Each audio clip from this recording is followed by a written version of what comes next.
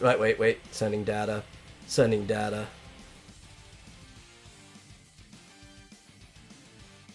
There we go. Everything's online. Hopefully we're good. The continuation of episode 66. Yeah, we're back up on YouTube.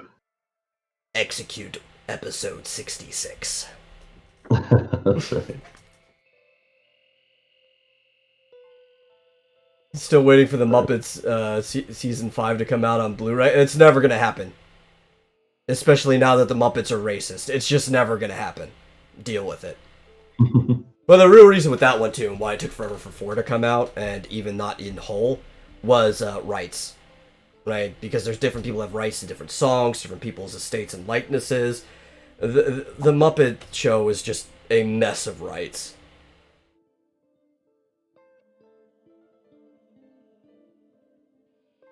Yeah, we went down everywhere because you totally restarted the stream. Yeah.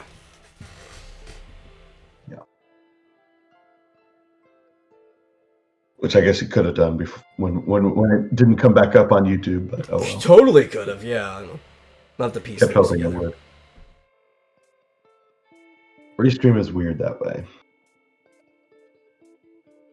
I don't think it's just Restream. I think part of it is, again, my situation.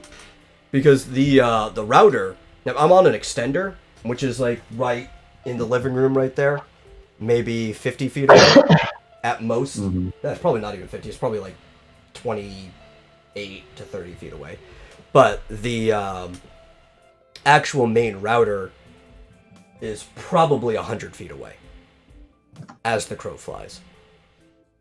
And there's a bunch of walls in between. So, yeah. And I'm the last person on the chain.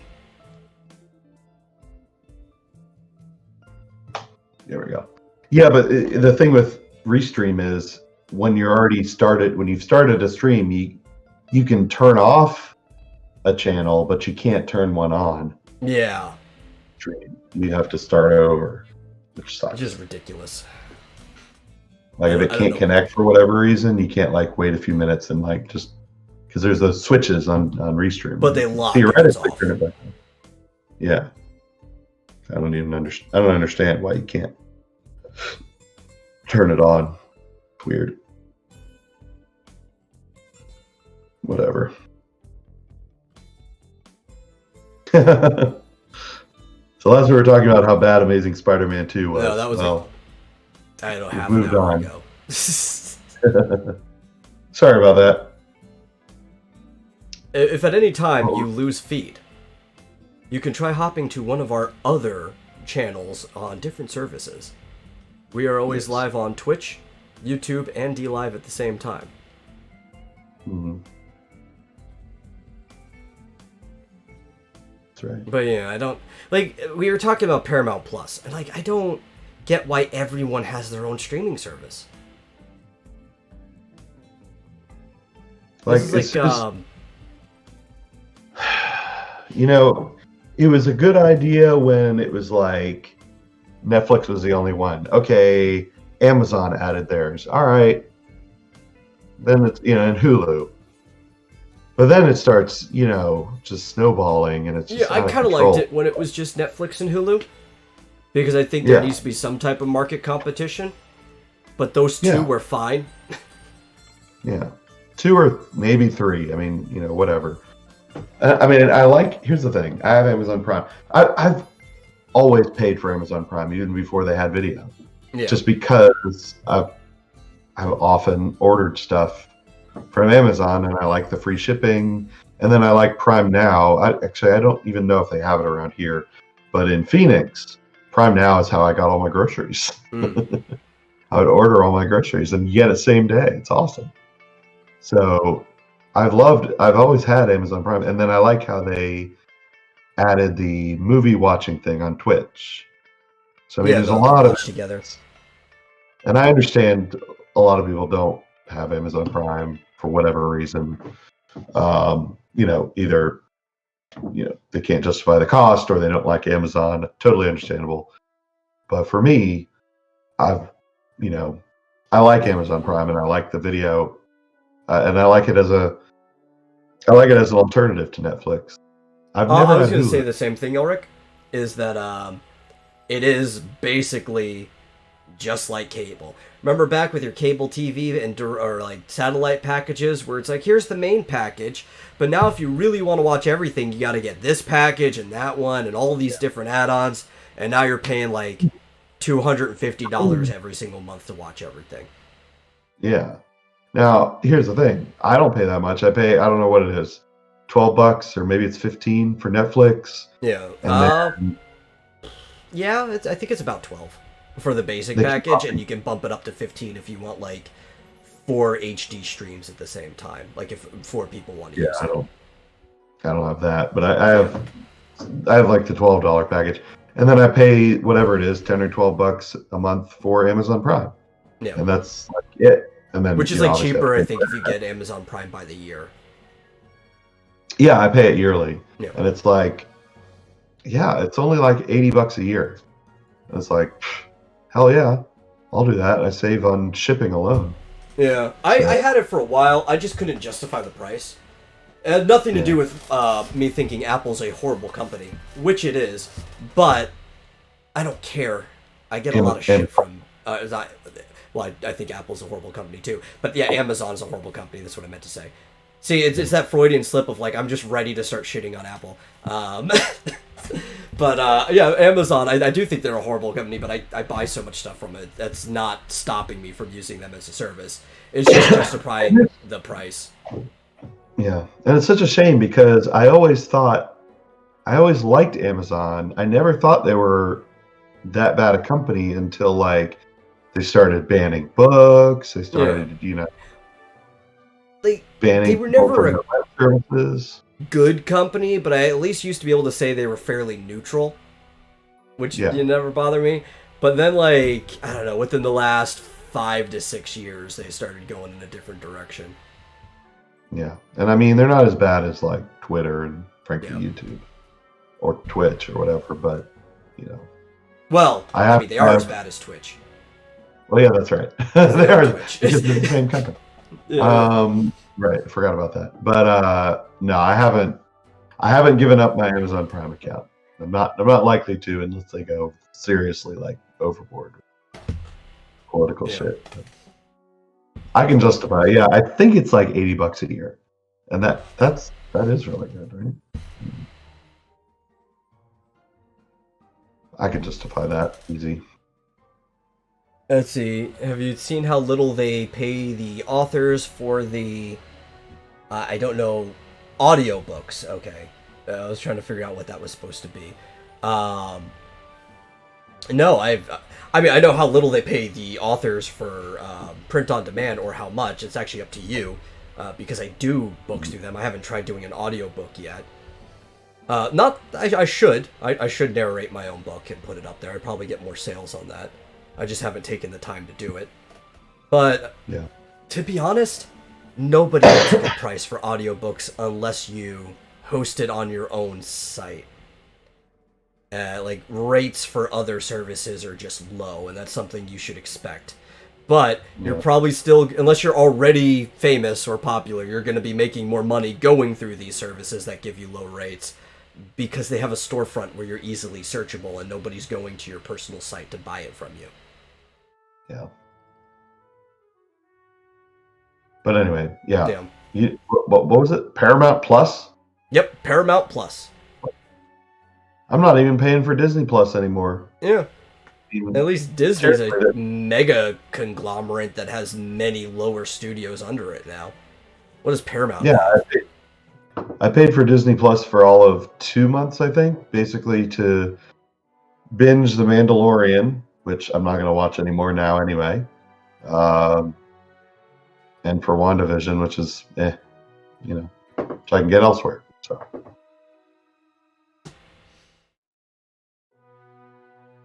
You say Buck is the only one talking sense here? Oh, because he says, hence why we have many on the high seas. No, I am 100% a supporter of flying the Jolly Roger. I believe in modern times it is ethical, and I can make some ethical arguments for it. Probably not on stream unless we do a dedicated show, because a lot of the sites we run things on have problems with even making ethical arguments for flying your Jolly Roger. But I support it. That's right.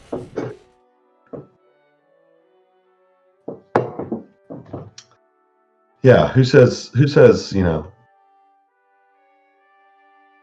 I'm trying to think of the lyrics of A Pirate Looks a 40. Who says I was born 200 years too late? Yeah. Not me.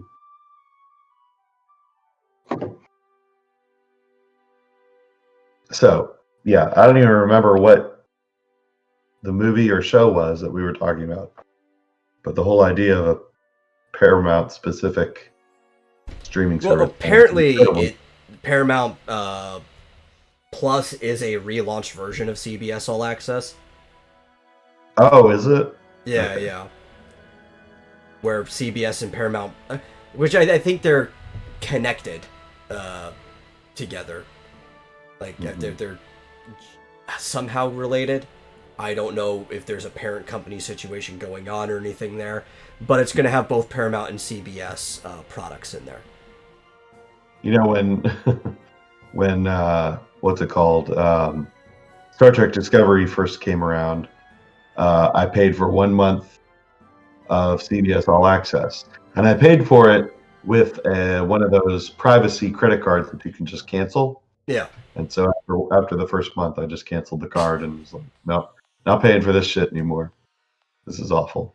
So There's only one thing I genuinely enjoyed on it, because I was living with somebody who had CBS All Access at the time, and it was the show that I don't know if it had anything to do with Lorne Michaels or SNL, but there was a lot of like SNL alumni on there and people that were connected to it, and which, I mean, you think it wouldn't be because NBC is SNL, Yeah. and it was a CBS show, but you never know where they reach out everywhere.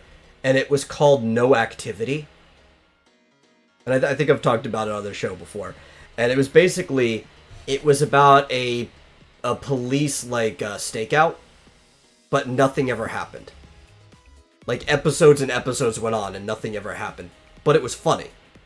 Like there was different people you're following. There were the cops in the car staking out. Tim Meadows was one of them. There were the dispatch officers, and there was stuff going on at the station. There was the people in the warehouse that they were staking out, and nothing was happening. They were just supposed to be like guarding this hole.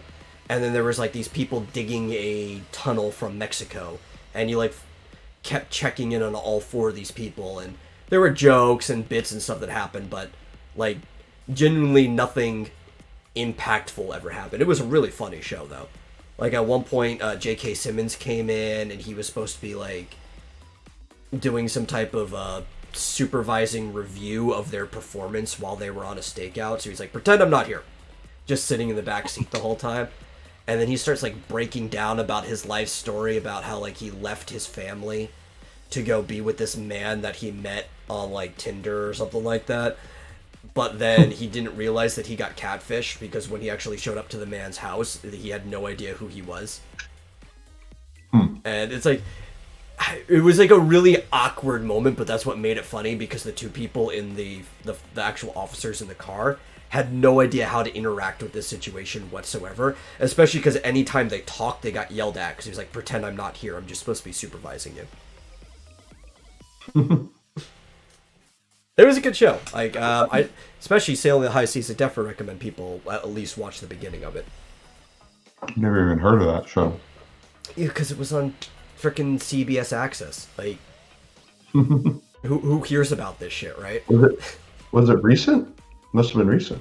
It came out about the same time that Discovery did.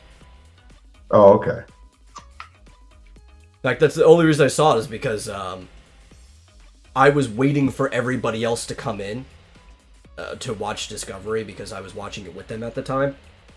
And I really wasn't that interested anyway, but it was just the thing everybody was doing. And I was looking for something to watch while waiting, and I put that on. Because I saw Tim Meadows, and I'm like, man, this is fucking funny. I think Will Yeah, Ferrell sorry. was in an episode as well. I think a whole bunch of people were showing up. Interesting. What's it called again? No Activity. Okay. Which is like a complete synopsis of the show. It's a stakeout where literally no activity is going on for many episodes. Yeah.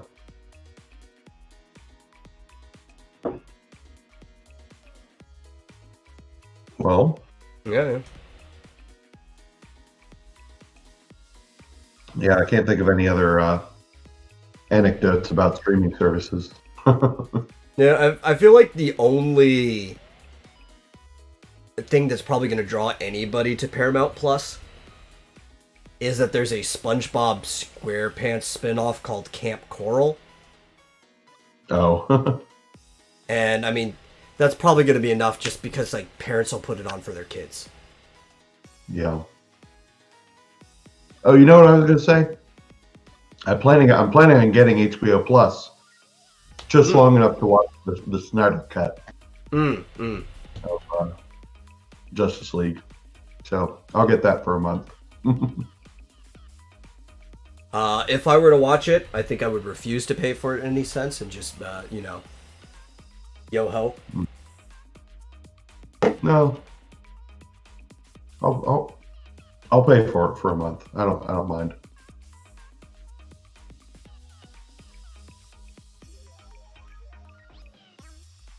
I mean, for Sandy me, Cheeks if would be replaced with a chipmunk from California. It's a spin-off, though. Is she really being replaced? They could have, like, anybody in there.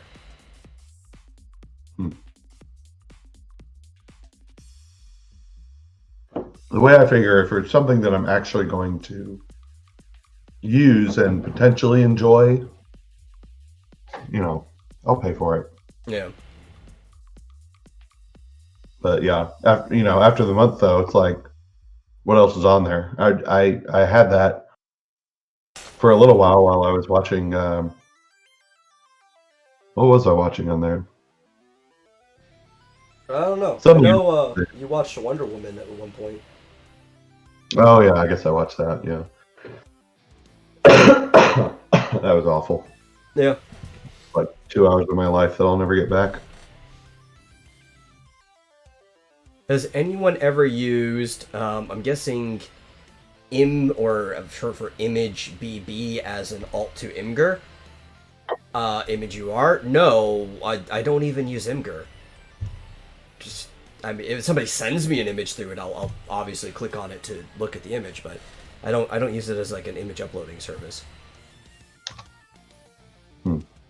Shoot, a lot of times if I just need a link to something, like a link to a raw image, I have 2 Discord accounts. I'll just message it to myself, and then I'll copy and paste the permanent link from Discord so they can see the image full. I have a business Dropbox account, so Yeah. put images on Dropbox and then I can share a link to them. Yeah, I mean, sometimes I'll just do it on Drive, but if it's like small enough that it'll go on to Discord, it's like it's that fast to get the link. Yeah, that works too.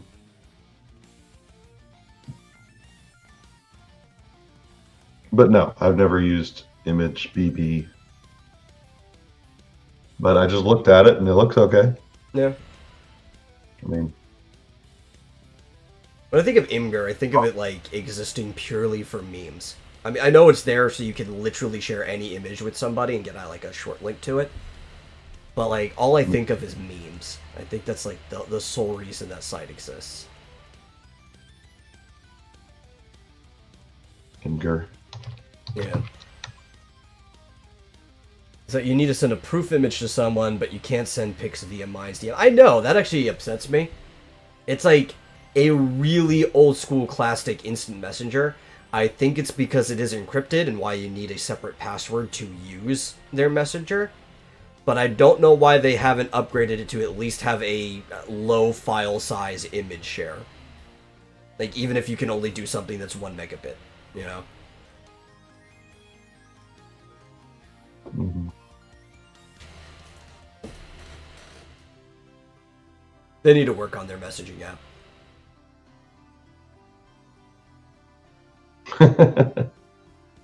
Here, I'm gonna post this link.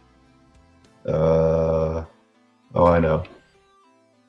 I'll put it in Discord. You're gonna love it. From Imgur. Says, "I am Locutus of Borg," but it's a picture of a cat. Say, I think you have your cat filter on, and Troy says, "Oh, aren't you Locutus?"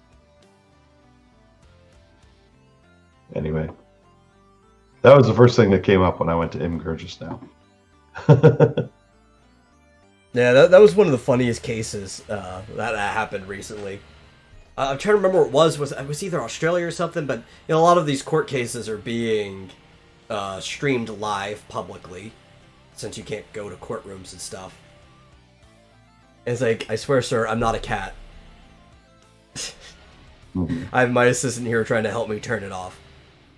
We will proceed. And then everybody had to meme on it.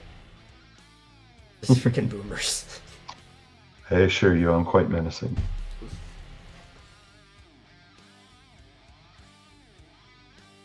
I even saw somebody make a meme where it was like Vader talking to Sidious, but Sidious had the cat filter on underneath like his hood. Yeah. Silly. I don't know who Pi Day Scott is to know what happened. Like, have you heard what happened to Pi Day Scott? I don't know who that is. I don't know who that is either.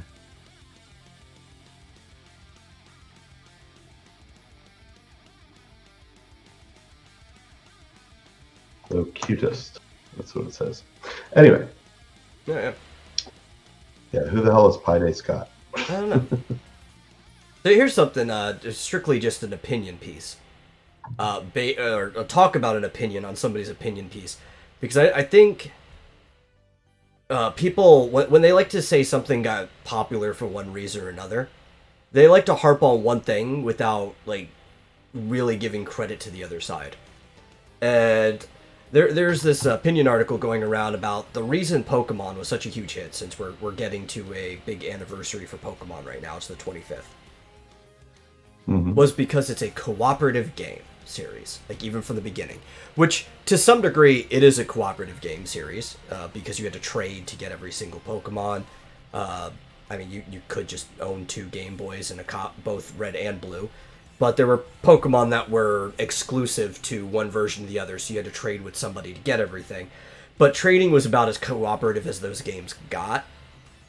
If anything, those games were more competitive than cooperative, because it was all about battling each other. But I wouldn't want to deny the cooperative part. And I was reading this article, and it was just going on and on about, like, the community building aspect of Pokemon, and that's the reason why Pokemon was able to basically branch off faster than other games did at the time, because this is like a not pre-internet era, because obviously the internet was out, but like a household internet era, right? Because if you were in the 90s, it was before everybody had the internet in their house. And I do think, like, you do have to give credit to the cooperative nature of it. No other game did trading at that time, like Pokemon did. It was something that was brand new. It was kind of just a gimmick of a game that blossomed into an entire franchise. But also, no other game did an RPG battle system at that time either. And personally, I feel like the competitive aspect of Pokemon did more for the growth of the games than the cooperative aspect ever did. Again, not denying the cooperative aspect. But I feel like part of the bias that comes with articles like this, and you see this everywhere, is the sissification of the gaming culture, where everybody just wants to focus on co-op and community building and stuff like that. And they don't realize that most games, by their nature, are competitive, and that's what drives a lot of people to them. Even if it's not competition with other players, most of the time it's competition against the machine itself that you're playing. Yeah. There's some type of goal to overcome. The nature of games are the agency of the player to overcome obstacles, and if other players can be those obstacles, that just increases the dynamic of the game, because now it's your agency versus somebody else's agency. Yeah. By the way, I don't think, Elric, that they made the dual link cable just for Pokemon, because No, it already existed. Yeah, it already existed, and I used to play it with you could basically play co-op or competitive Tetris. Yeah, you could play Tetris. I think it was a later. It wasn't the original Mario Land. I think it was one of the later ones. Or no, it was Mario Brothers. They had a Game Boy port of Mario Brothers to where you could play like the original Mario game, where you go up the floors and stuff, and you could play against each other that way. Trying to remember, there's a lot of games that used it. It wasn't like I think most people just thought about it with Pokemon because Pokemon was such a popular thing that's why most people bought the cable. Yeah. In fact, I feel like the cable came with the original Game Boy. Yeah. Because and so did Tetris, because I remember when I got Game Boy when it came out. And that's all I played was Tetris against my friends on the bus. It was awesome. I had to buy one. Because I didn't have an original Game Boy, I only had a Game Boy Pocket, which didn't come with a link cable, and I had to go out and get it. But I do remember because my cousin had got the original Game Boy, and his came with a link cable. Yeah, I'm pretty sure the original did come with it. I like the Game Boy Pocket. It was such a good size for a system, because it fit right in my pocket. I like the original Game Boy. It was huge. And the Game Boy Pocket had a longer battery life than the original Game Boy because of the size difference. Yeah, probably. Mm-hmm. I also loved. I got a Game Boy Color when that came out. And that was awesome too. Because it's the same size as the Game Boy Pocket. It's just a little fatter in the back, so you can put the double A's instead of the triple A's.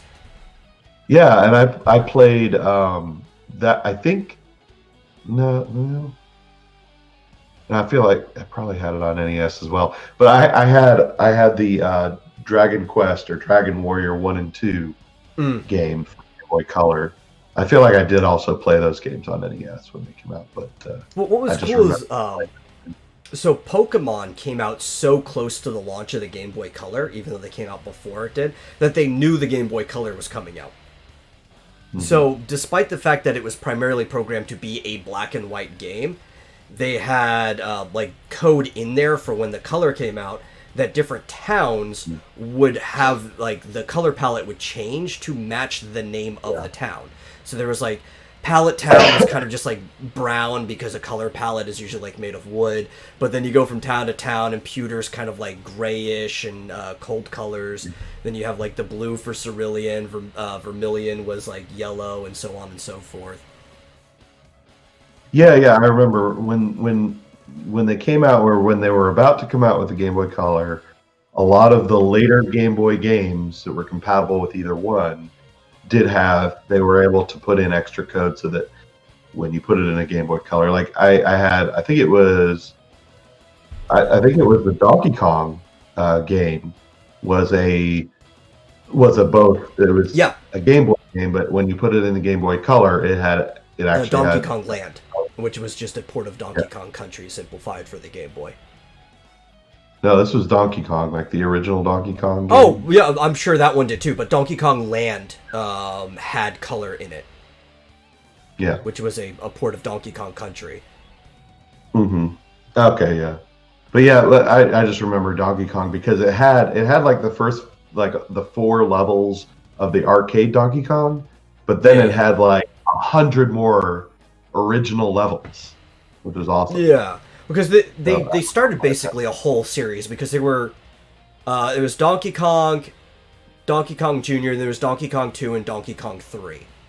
And then after that, it spawned a series that you see starting on the Game Boy and going through the Game Boy Advance, which is the Mario vs. Donkey Kong series, which is basically a direct follow-up to the Donkey Kong series. Yeah, that's what it evolved into. Yeah.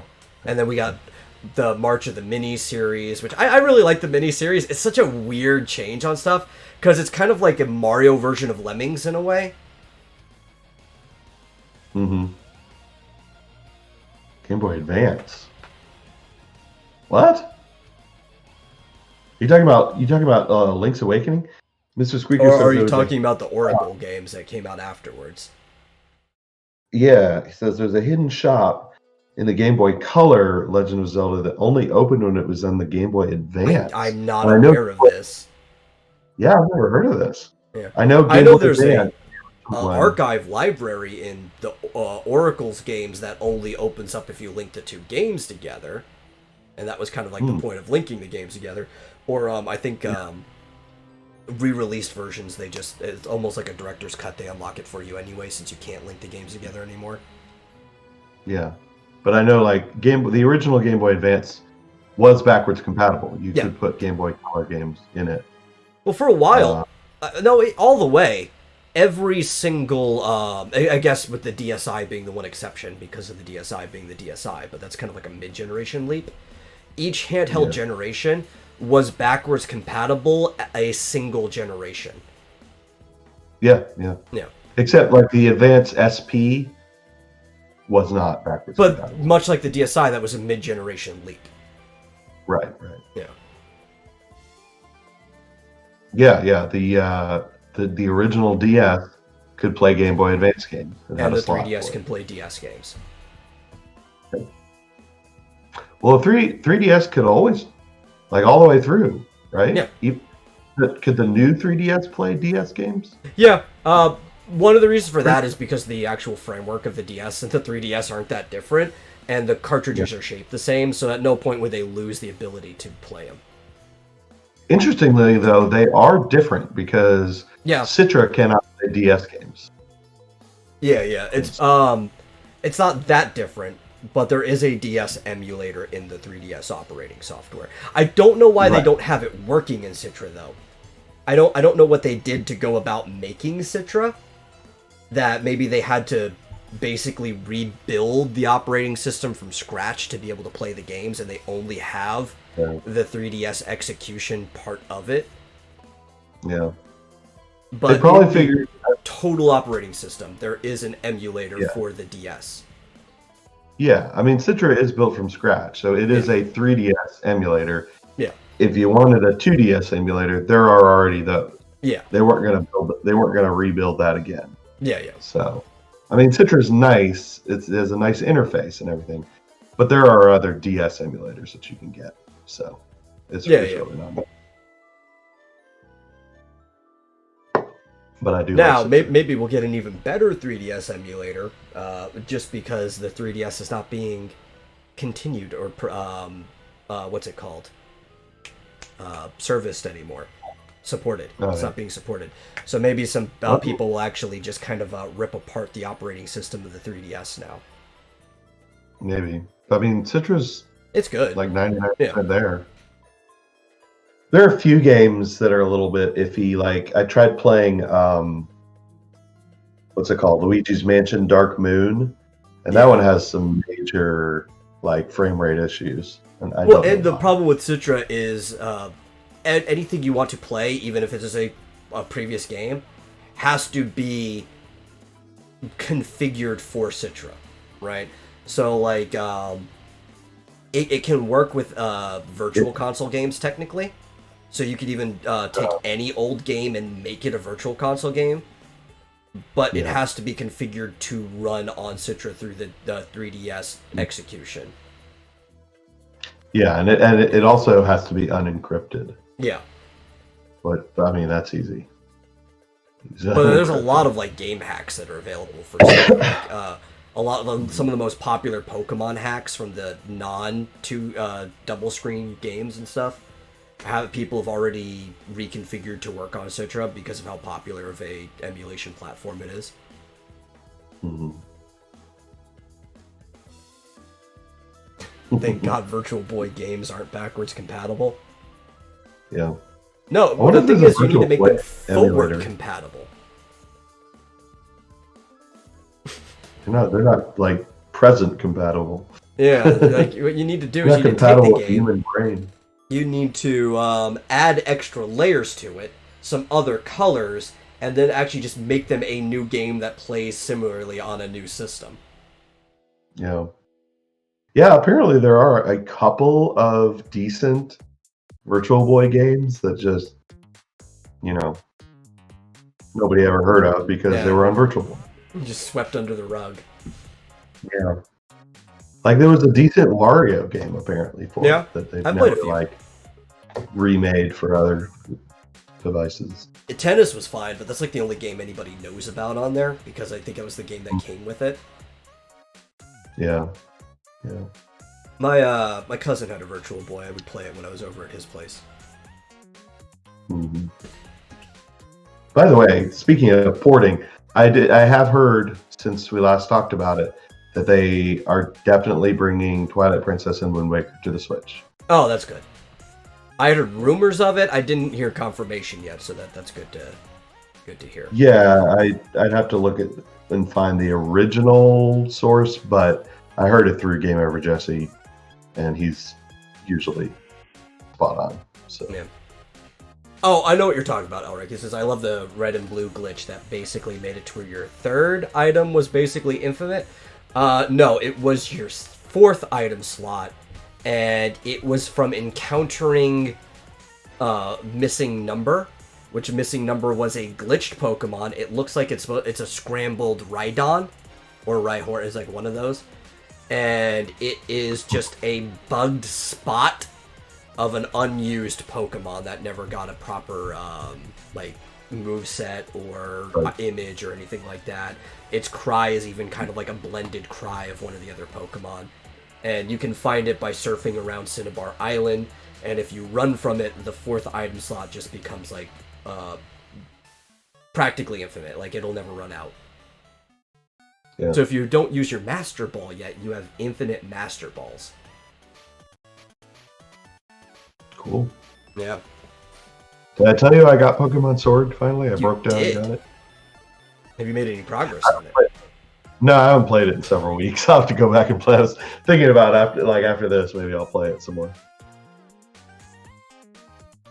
No, this is a problem with my ADD. I get a new game and I get addicted to it for a few weeks, and then I get another new game and I just switch over to that. So no, I've been playing Final Fantasy 12 like crazy. Now, have you been enjoying 12? Oh yeah, immensely. Yeah. Although I feel like I should stop playing for a couple of reasons. Number one, because I think I'm going to go ahead and just play all of them through, and so I need to get to it. Yeah. I'm only on 4. I haven't gotten to 12 yet. And secondly, I think I screwed up some things already that maybe it won't be a big deal, but like I forgot to get like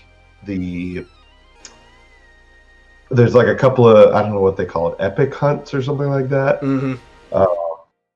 I forgot to pick those up before leaving Rabanastre. Okay, well, I mean, you can always go back and get them again. Yeah, but right now I'm stuck on this other quest where I can't come back. Yeah. But You can return to almost every point in the game. There's a couple that you can't return to during certain points. But, like, any place where there's a hunt or anything that's mandatory to be able to do, like, completion, you can go back to. And so you don't have to worry about that. Yeah, and there was this hunt that I wanted to do that I should have done earlier, but it was against, like, a wraith that cast Doom on you. Oh, yeah, and I know what you're talking about. Yeah, by the time I got the hunt, I lost all my party members. You know, they went off to do something else. And then I got my party members back, and then I forgot. I couldn't figure out how to, like they're in your party, but they're not active. Mm-hmm. And I didn't figure out right away, oh, you can activate them. Yeah, you go to the menu. formation and you switch who is active. Yeah. It was weird because they add you to the part. They got added to the party, but they weren't active right away. So I was like, that's weird. I guess maybe I have to advance the story. But no, they never became active until I realized, oh, I need to do that. Yeah. But then I had already passed the area where I could do that hunt. So yeah, they try to give you pretty much full control over your party anytime. Especially like Yeah. maybe somebody's falling behind and you just want to grind that one person so you can deactivate everybody but them. Yeah. Well, it's kind of cool how it eases you into things. So it adds. So like originally, when people added to the party, they automatically became active. Yeah. But then later, when they get added, they don't automatically become active. And I guess because at that point they had told me how to do it myself, but I just didn't think of it. Yeah. Or one thing I like is that they do tutorial through story for the most part, so you don't even really notice too much, because there is some tutorial. You fight those rats at the beginning in the waterway to learn how to do the battle and everything. But because Final Fantasy is such a story-heavy game and they're already working you into it, it doesn't really feel too much like you're in a tutorial at any point in time. Yeah. Yeah, like at one point they tell you how to do gambits, like when you get multiple party members, they start to tell you. Which I really like the gambit system. I haven't quite mastered that because I can't figure out how to get it to like do certain things in certain situations and not in others. Like I had, what's her name, the Vieira Fran. Yeah. Like I had to keep I couldn't figure out how to get her to like cast fire when we're up against a strong enemy, but like maybe don't always cast it when we're up against weaker enemies. Well, so you need more actual options for your gambits, right? Which you can buy them at the gambit shop. There's like a whole thing that has all the lists and everything. And like once you get all of them, it's pretty easy to figure out what you need. Like if you have somebody who's a dedicated healer, you're like, use this heal spell if single party member is below this health. If group is below this health, use this heal spell, and so on and so forth. Yeah. And obviously, the priority order that you put it in will depict on when they do things. Yeah. Yeah, so I couldn't, I guess maybe I just don't have enough things yet. Yeah. Enough, I guess, I don't know what you call them. Causes and effects, I guess, or whatever. I just call them options because it covers both sides. So I would just keep switching her. So I was like, okay, I'm in kind of a difficult area. I'm gonna have her cast fire more often, and so I just put that up at the top. You need if this ends, then that's what you need. I know, because that's all they are. Just if this, then that system. Yeah. All it has is priority. You just so if there's something at the top, she's gonna do that every time. Yeah. So like the person that focuses in black magic. Just because if you don't have Libra, like once you get like an accessory that has Libra on one of your characters at all times or something like that, then this doesn't become a problem. But until you have that, or maybe actually one of my gambits, I'll just have them cast Libra on the whole party. Like it'll be Libra party member. And if somebody doesn't already have Libra on them, it's like the number one priority. They will cast Libra on them. So I always have the scan going on. But until I have that, I'll basically like, if enemy is flying, thunder. And I'll take the 50-50 chance that they're either weak to thunder or wind. Right? Yeah. Until you get to, if enemy is weak to lightning, cast thunder. Because you get gambits like that later, and once you have Libra on, you know what they're weak against, and your mage will like always be casting the right spell. Yeah, that's cool. Yeah, I feel like I'm gonna like it very much. I have liked it. I have enjoyed it. I've played for like 4 or 5 hours total, I think. So. Yeah. Maybe. But like even because of the gambit system, it feels like you're playing a tactics game, just in real time instead of turn by turn. And it makes sense because you're in the world of Ivalice, which is the world Final Fantasy Tactics takes place in. I'm just like, why is this 12? Why is this not some spin-off game? It's a really good game. It's one of my favorite games in the whole series, but like, why is this 12? Well, and there's a lot of interesting new like races that I guess haven't been, as far as I know, haven't been in the game before. Well, because you haven't played the tactics games. Oh, okay. All those races are native to Ivalice, like the Vieira, the Benga, all of those different ones. The weird Mughals. Yeah, the way the Mughals look. They've been around since Final Fantasy Tactics. That's just how they are. Yeah, we're talking about Final Fantasy 12 split. Yeah. Yeah, there's all kinds of weird. I mean, bunny In fact, girls. the Clan Centurio leader, Mont Blanc, who's obviously named after one of the highest peaks in the French Alps, Mhm. is a returning character. Said, or a very nice pen. Or a very nice pen too, is a returning character from Final Fantasy Tactics. He was a playable character in that game. So it actually also gives you a time frame.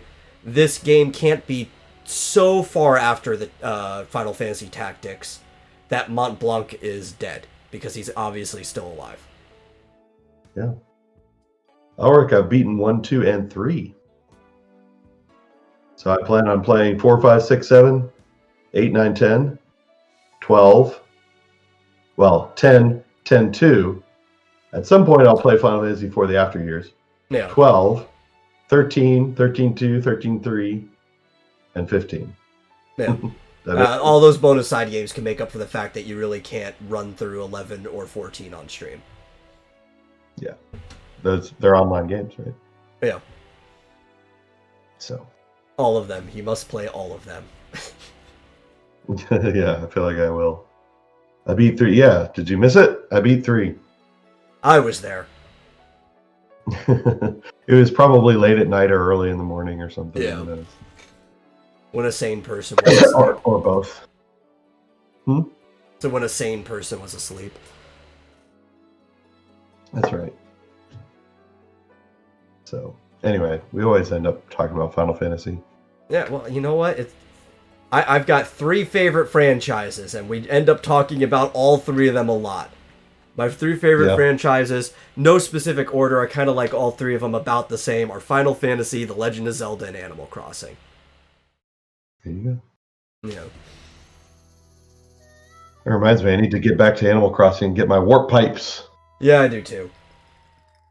I was updating it earlier, making sure everything was the way it needed to be. Yeah. Speaking of another reason I was on my Switch earlier, so there's a Capcom arcade that is free to download, and then you just kind of like buy the games in the arcade. And occasionally they'll make a game free, and if you grab it while it's free, it'll just be added to your arcade permanently. And currently on the Switch, you can get Ghosts and Goblins for free. How? Where? What? If you go into the Capcom arcade, let me look at the actual specific name of the app. I've got it. Oh, it's the is that Capcom Arcade Stadium is the name of the app. Is that free? Yeah, the app itself is free, and normally it's like DLC. You buy the games for it, but right now, until the end of tomorrow, Ghosts and Goblins is free. Got mine. Yeah. I got my Animal Crossing Switch. Look forward to you playing Final Fantasy VI due to how crazy the story is. Yeah, well, you are aware of how crazy the story is. Is it story? Is it crazy? Well, at least there's an insane clown who is trying to kill everyone, and there's also a very weird and crazy octopus that you see several times throughout the game too. So true, that is true. Ultros. Oh, you know what? By the way, speaking of Final Fantasy VI, I was watching a Games Done Quick run through of it, which is not particularly quick. It's several hours to play through the whole thing. Did you know that evasion is totally broken in that game? Yes. That it's all based on your magic evasion. So you can raise your magic evasion. I think it's like the maximum is like 127, which makes you virtually unhittable. So like all of your evasion is only based on magic evasion. Yep. And I even asked, so I was watching this stream and I asked them, is that the case? Which version am I going to play? Oh yeah, was that fixed in the SNES Classic version? And they said no, that bug's still in there. In the classic. That bug is in almost every single version. The advanced version, the PlayStation version. I think the mobile version took it out though. They fixed a lot of stuff in the mobile version. Yeah, that might have been what they said. Yeah. But that's also like the first time that they really because they kept adding things, but for the most part, they didn't go back and fix bugs. The mobile version is like the first time that they actually tore the game apart and put it back together from scratch. Right. So I will be playing that on the SNES Classic, so it will have that bug. So I'll keep that in mind when I'm looking at items that increase my evasion versus magic evasion. Speedrunning an FF game is basically like watching a TV series. Depends on the FF game, because some of them you can event really hard. Like, the speed run for the original Final Fantasy is about 28 minutes long. Because of event breaking. Mm-hmm. And you get all the experience you need just from fighting Warmech. Oh, yeah. Yeah. And they do a lot of RNG manipulation, right? Mm-hmm. So Joshua, we were talking about Capcom Arcade Stadium on the Nintendo Switch. Which is a good app in general. Like, if there's just old Capcom games that you're interested in. They're not too expensive. Some of them get as high as like $13, but they occasionally put something for free that you can grab if you're paying attention to it. And most of the games are as low as like $1 to $5. Mm-hmm. And it's kind of just like the way you have to basically run things through the Switch if you want to have your own storefront is you basically have to make a game, like an application, and then sell DLC for that application, and that's effectively like having your own storefront on the Switch. Yeah. But you're still going to pay a percentage to Nintendo, right?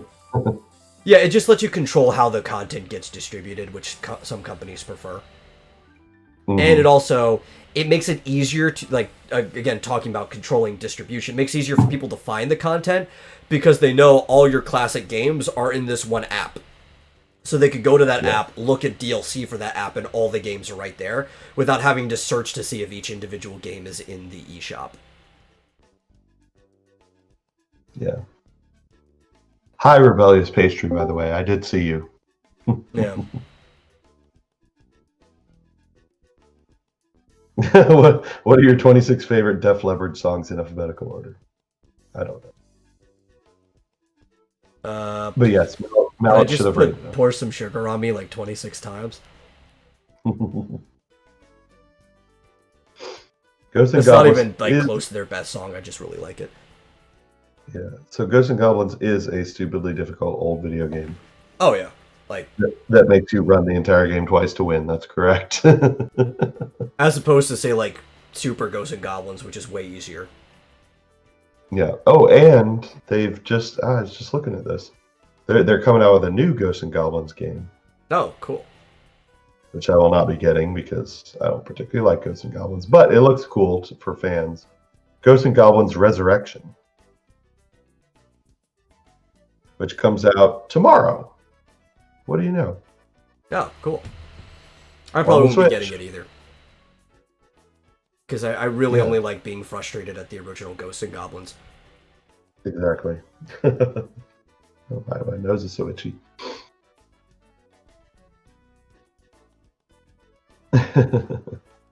Yes, there's a new Ghosts and Goblins Resurrection coming out tomorrow on the Switch, I believe.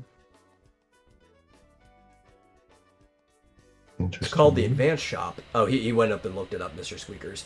And it was in the Oracle games. Okay. I was not aware that was a thing. But again, I've never put the Oracle games into a Game Boy Advance to find out that that was a thing. That's cool. Yeah.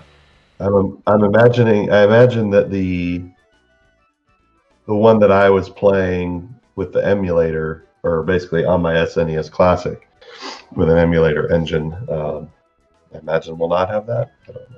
I hope maybe the because I should still have it downloaded. I can't get anything else now. Oh, well, that actually just answered my question. I was saying, does the 3DS version have that? But apparently not. 3DS versions of Oracle of Seasons and Ages? Yeah, they had a virtual console. Oh, like the download? Yeah. Oh, right. I was going to go out and get a bigger SD card before the year ended and just download everything I owned on the eShop. But I forgot to, and it's like, whatever I have now is just what I have. Which is also why, because they're not supporting the 3DS anymore, I am just perfectly fine with you raising your Jolly Roger getting Citra and just playing whatever game you want. Yeah. Or getting whatever that DS emulator is that I've got. I forget what it's I called. use Decime. It's not That's the it. best. Yeah. That's it. I wish they would somebody would support it. But the original team that made it don't support Decime anymore. So it'd probably be best to look out for other DS emulators. I guess so, but I tried running a few games. Like Some games are perfectly fine on some, it. Some don't clock. yeah, like I played the Dragon Quest games on it. Yeah. Was it 4, 5, and 6, or just 5 and 6 maybe? They're in fine. And most of the problems I get is occasionally they're skipping, but for most DS games, that's not going to be a problem. Yeah. Especially if you're playing like an RPG or something. But Yeah. a lot of games, the music has problems clocking right. So, like, for example, Phoenix Wright, the music will run too slow. Pokemon Mystery Dungeon, the music will run too fast. Which I've tried playing both of those recently. It's fine. It's not big of a problem, especially because those games are like Mystery Dungeon. It's a turn-based game where the world only moves every time you move. And Phoenix Wright is a game where it's like a visual novel, so you have to hit the continue button for things to progress. So it doesn't matter if there's ever a skip or anything in a game like that. Yeah. So, Ghosts and Goblins is available on the NES online. Oh, that's cool. So, I already have it. Yeah. But you say it's also free on the Capcom Arcade? Yeah. Well, I have the Capcom Arcade, so that's why it was relevant to me. I didn't know it was on the online as well. Yeah, I was curious to see, but yep. There Now, it if you have it on the arcade, if for some reason your online ever lapses, you still have it. See how we're... Yeah, that's true.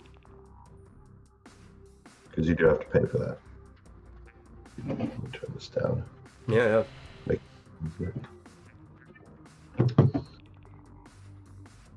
So we lost an Elric and we gained a faithless zealot. I don't know how I feel about zealotry. No, I'm kidding. Everybody's welcome. Faithless zealot. What are you discussing? Oh, We're actually changing topics. Faithless. We kind of just ran to the end of the last thing we were talking about. I'm not quite sure what the next topic's going to be yet.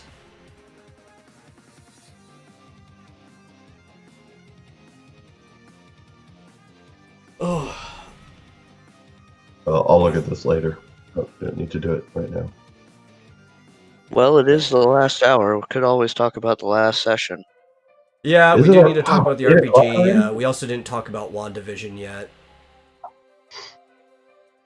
Yeah, what do you want to talk about first? I guess we could knock WandaVision out first.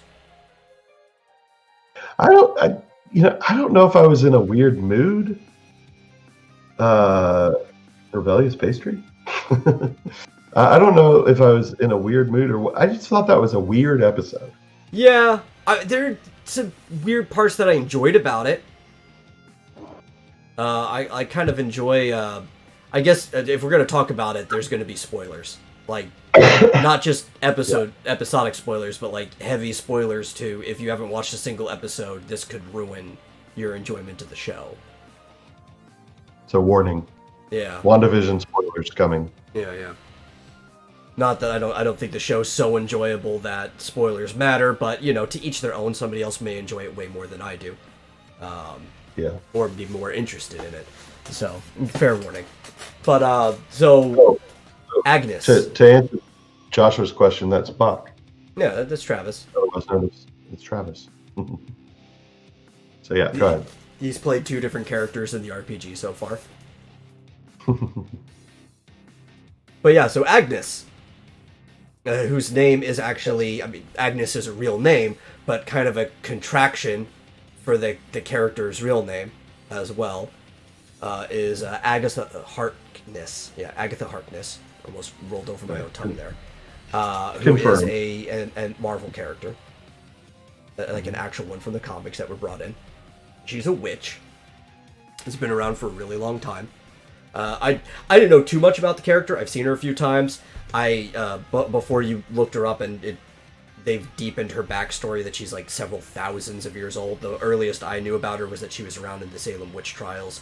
She's babysat for Franklin Richards several times, and she was Wanda's mentor in the comics too. Very, I guess, common, but at the same time uncommon character who just gets around. You see her just pop up in places. And apparently in the comics, she's like 12,000 years old. Yeah, she's like super old. They decided to pick somebody a little younger, and I guess depending on your tastes, more attractive. But I would think in general, unless you're really into gilfs, you would probably consider her more attractive than she is in the comic. Because she kind of has like that Aunt May figure to her. Yeah. Traditional Aunt May, not the one in the MCU. Well, she reminds me, at least the comic book version, reminds me of Madame Web. Yeah. Like, which is very similar in some ways. Yeah. Kind of like the overseer. Yeah. She kind of has like a classic Victorian witch design to her. Yeah. So I don't know. She didn't really factor in that much. She also has a cat that can turn into a panther that she likes to sick on people. Yes. I don't know if that will come up in the show. That doesn't seem like something that will pertain to anything. They might throw some shade at it. I believe the cat in her house, which she also had a rabbit. She had a few things. Yeah, I was gonna say she has a rabbit. Does she have a cat? I saw one walking around in the background. It might, if we see it again, she might give the name of the panther. Who knows? She had a few things in her house. But you expected her house to be weird. She's a witch. Yeah.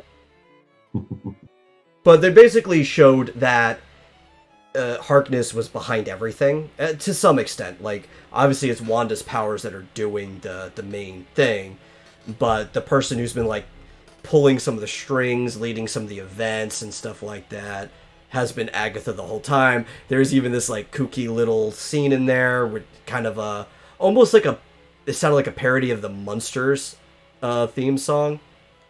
But it was like, it was Agnes all along. Mm-hmm. I like that part. I thought that I like more of those kooky parts. That's what I want from the show. Yeah, that was interesting how it showed that she was in control of her faculties the whole time and just pretending. Yeah. And actually inserting herself in, or doing some things behind the scenes here and there. Who's the first guy? That's my co-host, Marsupial Gamer. Yeah, that's Metal. This is me. That's Buck. I hope I'm pointing in the right directions.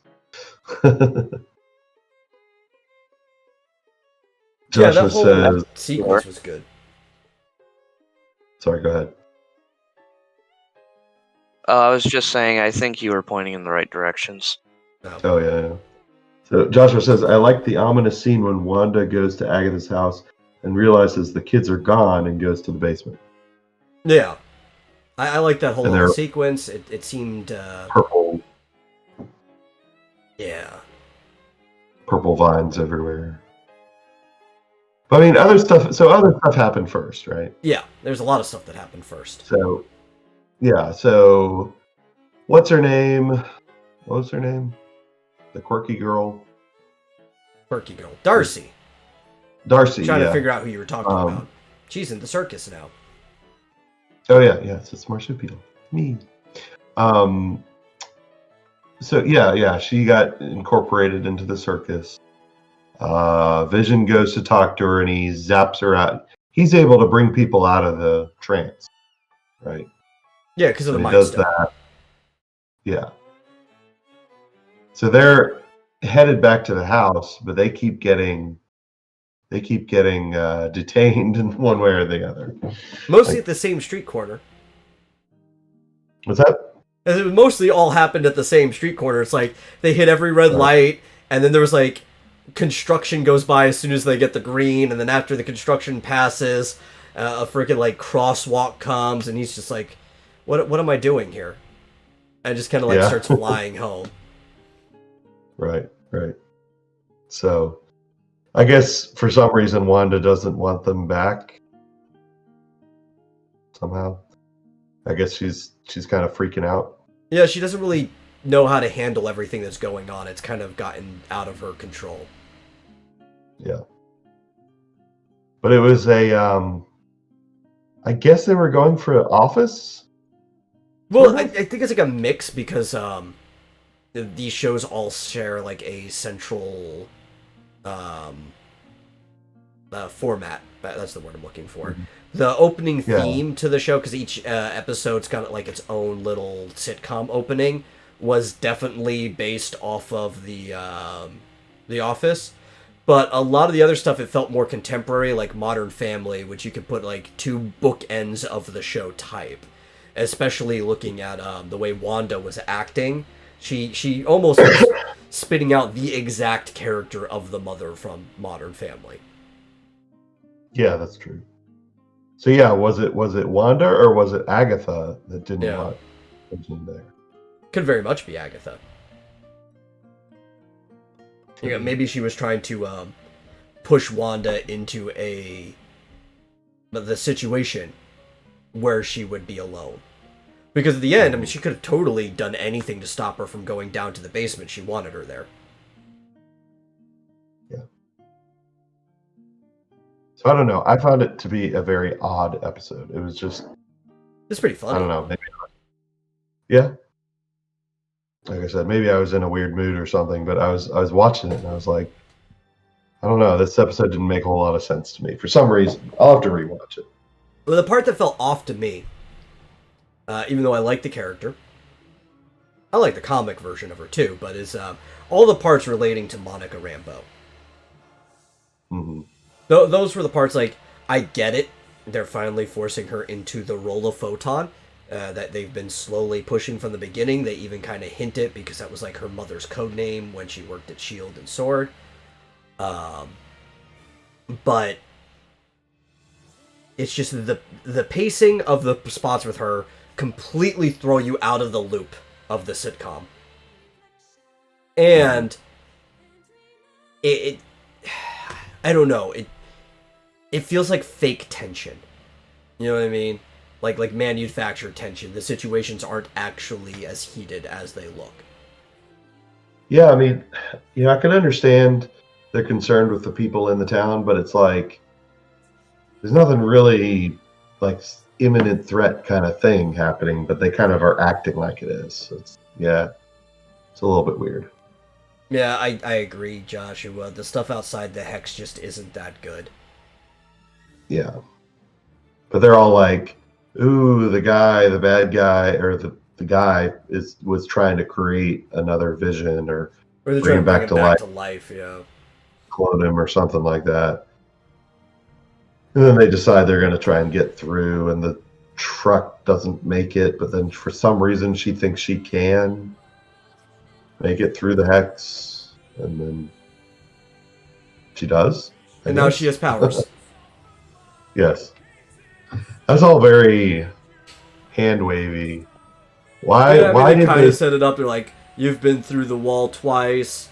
Your DNA and molecules have been permanently changed and stuff like that. In why would that give her superpowers and not just like cancer? Yeah.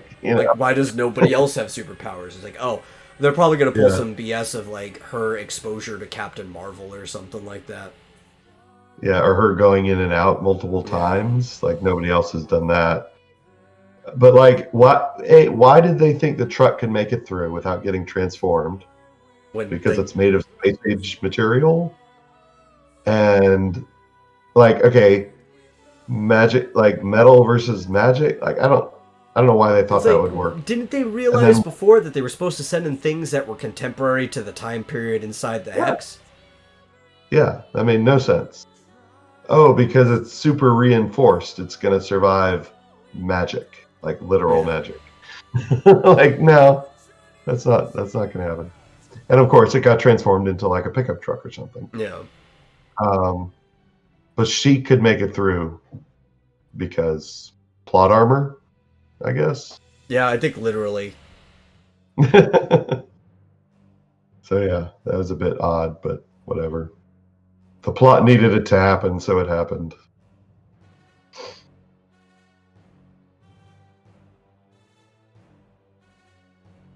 Joshua says he doesn't like how they had a whole episode over-explaining the interesting stuff from the first 3 episodes. Were you talking about this episode? No, the episode 4, which we also agreed before. That was like the most boring episode of the whole series so far. Yeah, because that episode 100% took place outside. And it seemed like the only purpose to it was to introduce Darcy and kind of just show what the 3 good characters that working behind S.H.I.E.L.D. were doing. Setting up the whole Monica arc and stuff like that.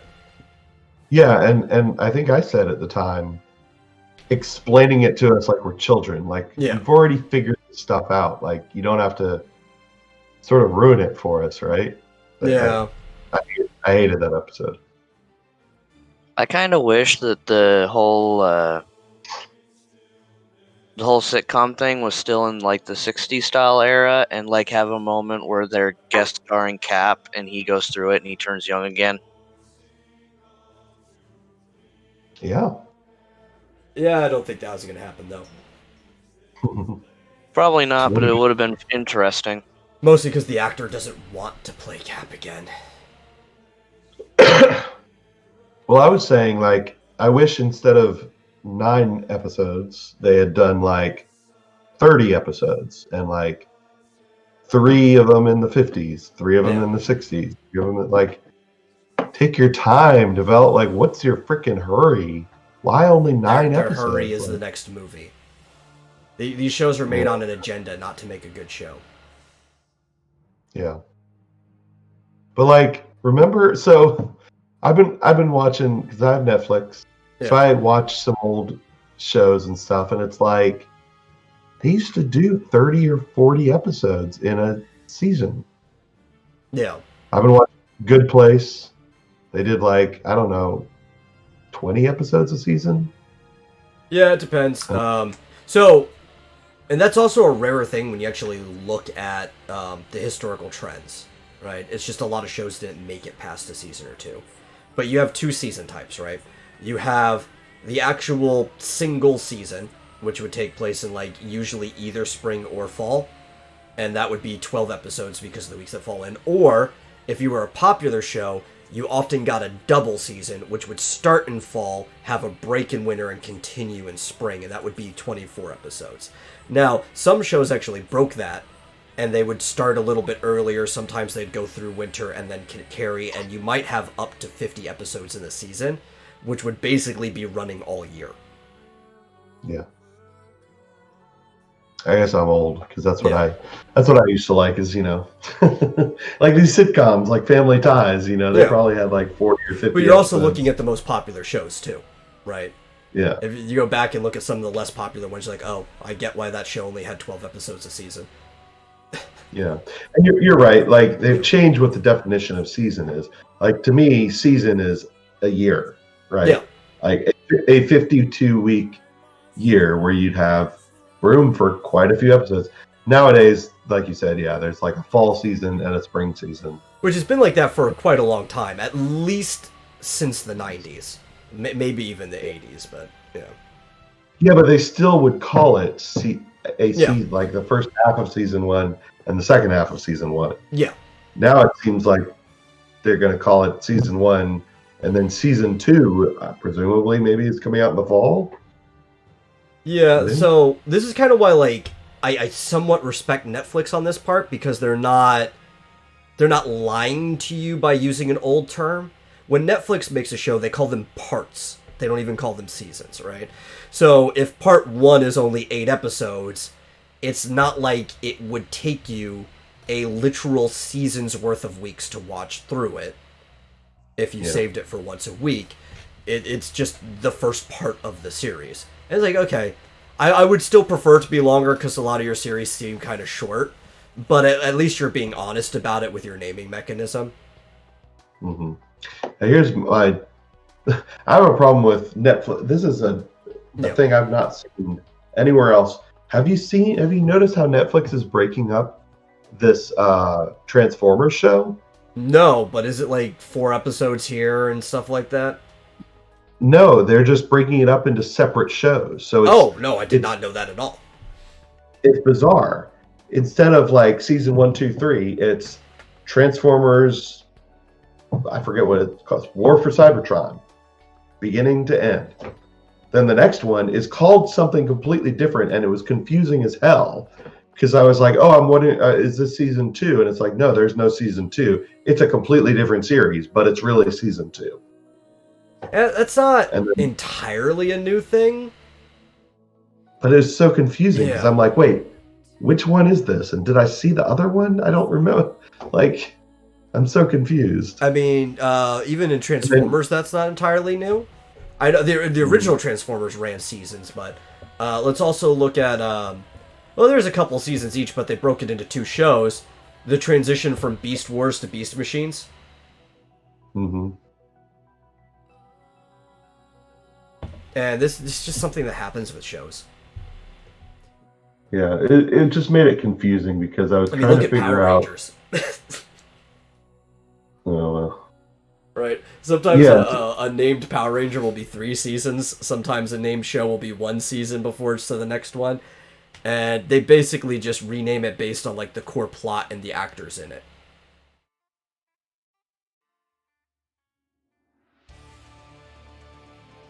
Yeah, okay, so it's so confusing. So yeah, they called it's Transformers War for Cybertron. Okay, that's what it was just called. War for Cybertron. Oh, War for Cybertron Siege was the first series. And then they called it Transformers War for Cybertron Earthrise. And instead of it being season 1 and season 2, it was those 2 separate shows with 1 season each. And it's fine. So what they really should do is just create a subfolder for War for Cybertron. And then instead of like the season title, it should just have, because they're basically naming the arcs, right? Which is kind of like similar to anime in that way. Though sometimes an anime arc will last more than 1 season. Sometimes it'll last like 2 episodes. Very fickle there. Mostly it's because they're doing the same arc that the manga does. They're just depending on how compressed or decompressed they do it. Yeah, but they didn't do that with Voltron. They just did 8 seasons of Voltron, or Castlevania about it for that matter. Castlevania, I hated the way they did Castlevania because it's like part 1, 4 episodes, part 2, 8 episodes together, and that's like 1 plot within the 2 parts too. Together they make 12 episodes. They should have just held off until like all 12 of those were finished and made that 1 season before moving on to part 3. Didn't they? Oh, you're right. Season 1 was 4 episodes. Yeah, that was bizarre. I actually have a big beef with Castlevania altogether, but I've already been over that way long ago on the Vomitorium, like when we first started up and my co-host was still Horse/Chris/Noctinus, man of many names. You can always go back and rewatch that if you're interested in my take on that. Yeah, season 1 of Castlevania was kind of like a prelude, right? I mean, kind of. Like nothing really happened. Also not, because it's like you get this in the first season of any show that actually has like a legitimate number of episodes in the season.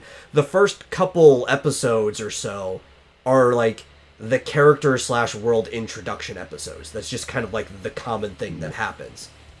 So they just kind of segmented that into the 4 episodes, I guess maybe to gauge interest in the show before like actually finishing production on the other 8 episodes.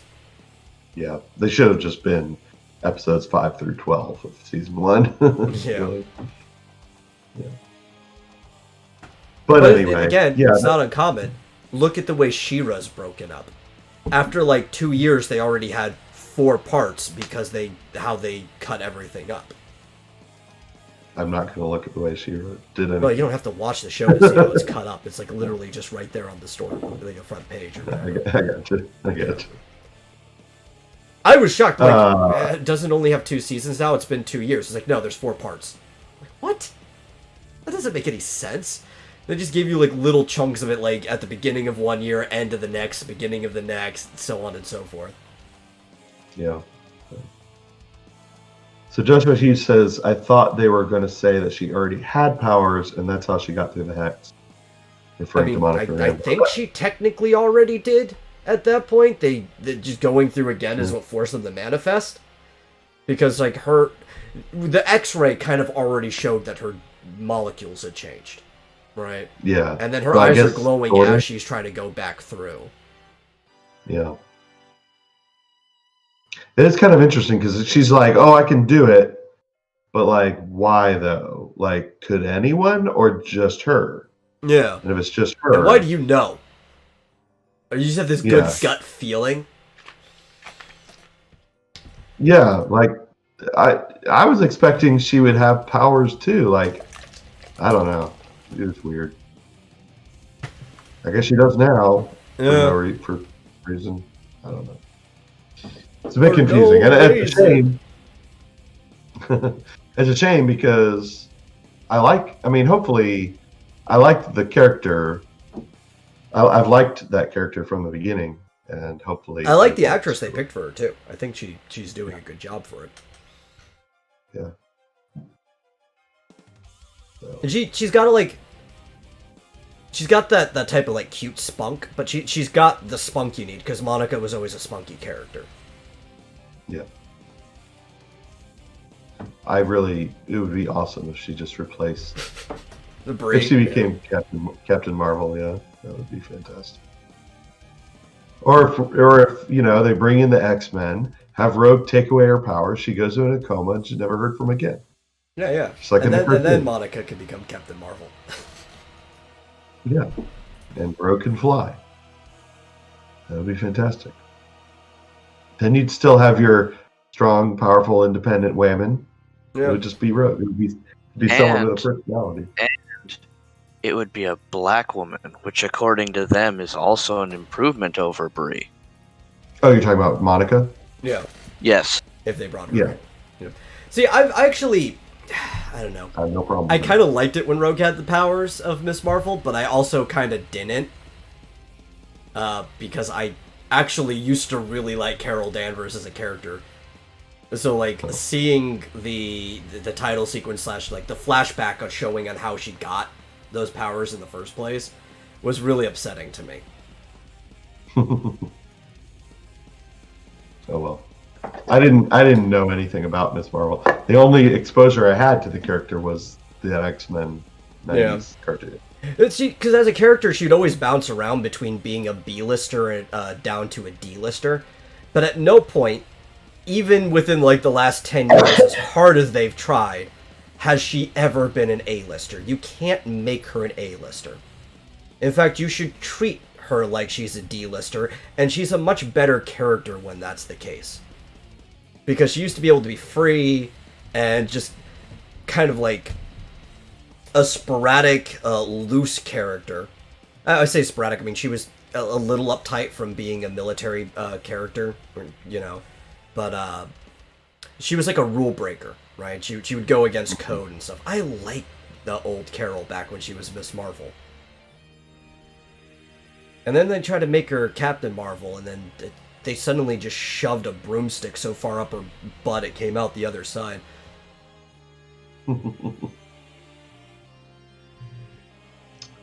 So anyway, I don't know if I don't really know. I've read a little bit about how Agatha Harkness has designs on these children, something along those lines. So I assume she's going to take it, but she's taken a special interest in the children. I don't know what she wants with them or what she wants to do with them. Well, guess we'll stay tuned. If they are who they are, at least one of them is like an extremely powerful magic user. potentially. Mhm. So there could be interest there. And the other one inherited his speed powers from his uncle, Yeah. who, according to the MCU, got them specifically from experimentation with the Mind Stone. So none of that makes any. Yes. If this was the actual comics, then that would kind of make sense, because it's actually really up in the air who their real father is. Like, it's implied and assumed that it's Magneto. It's always been treated as Magneto. But they also, like, leave it up that their father may be the Wizard, who is a speedster and stuff. Like, they also could have gotten their powers from the Terrigen Mist. Like, there's been a lot of different conflicting origins to those two characters over the years. But specifically with the MCU origin, it doesn't make any sense. But they're also in an altered reality where nothing makes sense. So I'm kind of giving it a pass, too. Yeah. Plus, she basically created them out of thin air. Because, Yeah. I mean, their father is Vision. So it's like, that doesn't make sense either. So, yeah. Well, apparently she you can just read the created news. I mean, just read the comics. Okay. So anyway, I guess that's the synopsis. The Wizard, what an unfortunate name. Yeah, it is. Almost as bad as Rick Piper's character, The Wiz, right? Yeah. I could only wonder where he got the Worst inspiration for part that is from. he wears a yellow costume too. He does. And I believe it's even spelt with an H, like you're whizzing, because it's supposed to be like whizzing by, but Yep. you spell it the same way when you're, taking a piss. Really unfortunate name. They actually threw him in Jessica Jones season 2, but instead of making him like the normal kind of cut, lean built speedster character, they made him like this overweight nerd who had super speed. I don't remember that. That was a Jessica Jones season 2? I think it was it Jessica Jones season 2? You watched that with me, Buck. I'm trying to remember Yeah, exactly it what was in the first few episodes when he Yeah. was trying to get her to take the case about that someone was trying to kill him. Yeah. And God, watching him run at super speed was the funniest shit. Well, Both being me and overweight, Metal yeah. bust out laughing the second he started. He's overweight, but he can run real fast. Yeah. I mean, that's not how he is in the comics, like, whatsoever, but... The Wizard was in Spider-Man the Animated Series? Probably. Yeah, he was. It's been so long since I've seen the animated series. Yeah. It's been so long He was since I've in seen that one, Jessica Jones. and he was in the recent one too. Interesting. Yeah. Presumably he will not be in the MCU. Oh, no, well, yeah. I mean, technically he was in a way. I mean, they've kind of disconnected the whole Defenders thing from the MCU. It's, like, tangentially related. Mm.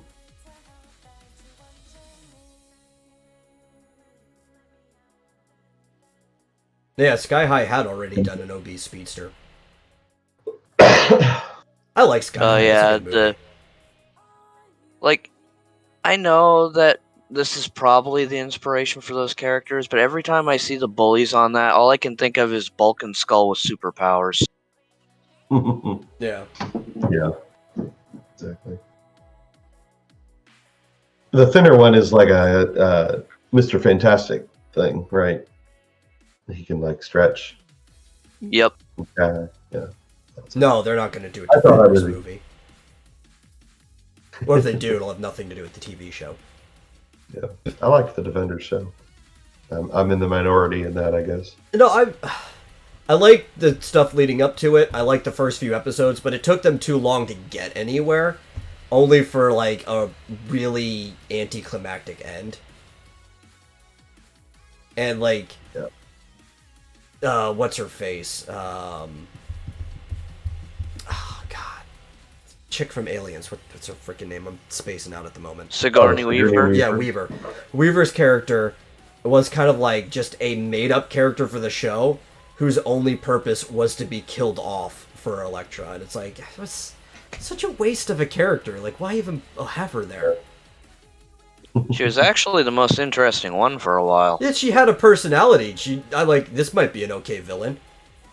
And I'd rather you make up a character than ruin a character, you know? Like, if you're gonna just make a character that serves a purpose, make the character up. But then they killed her off. It's like, such a waste of a character. Oh yeah, like the what's her name who was in the Iron Fist first, the old lady. They kind of ruined her to just put her in the hand.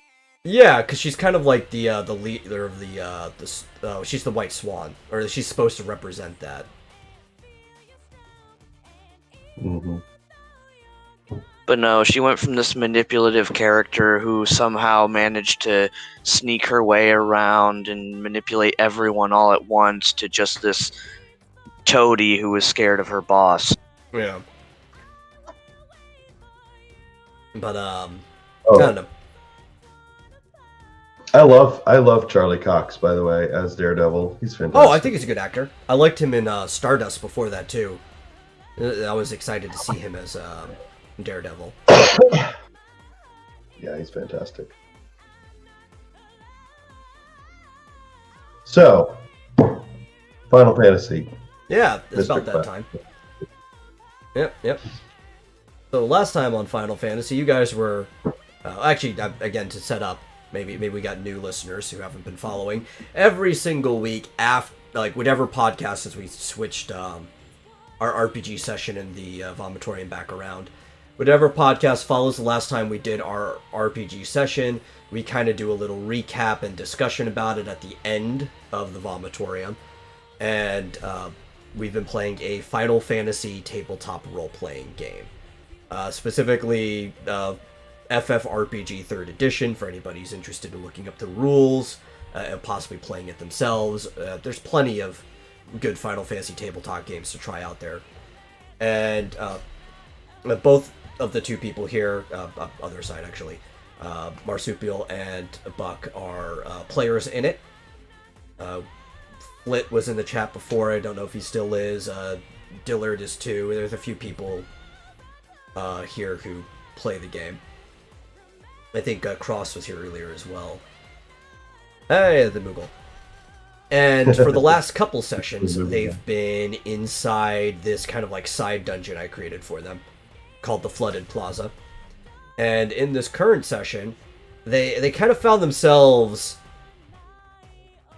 at a crossroad. You didn't know which way to go down, because you had kind of like cleared out most of the both ways you could do. So you at first you decide to go down the way right next to where you were, since you had just done that treasure chest room before that, and you end up fighting another troll, which led you to the first of 2 boss fights in that section. And that troll killed Flit, right? Yes, it did. Because the troll had a unique mechanic. Or I guess not unique, because anything could happen, but it's the first time you guys have seen it, where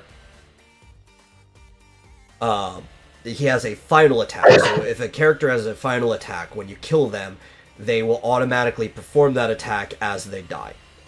And his final attack is Revenge Blast, which takes the maximum amount of health that he has at the time that he uses it, minus the current amount of health that he has when he uses it. So if he has 0 health, that's going to be literally just the maximum amount of health that he has, and applies it to the character. Could that be, like, I guess maybe not by him, but I guess that can be used by other creatures not when they die?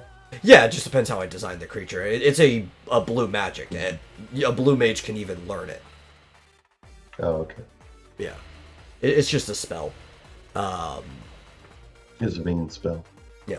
I just didn't want to be so mean that this like already mean enough troll that kills you when he dies could just be using this move on you over and over as long as he has MP the first time you encounter something like that.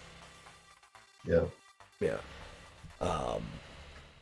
So having... Well, Tim, it was more that he was knocked out, not died. His character still exists. He just needed to be revived. Yeah, he hit 0 HP. That's not the same thing as dying.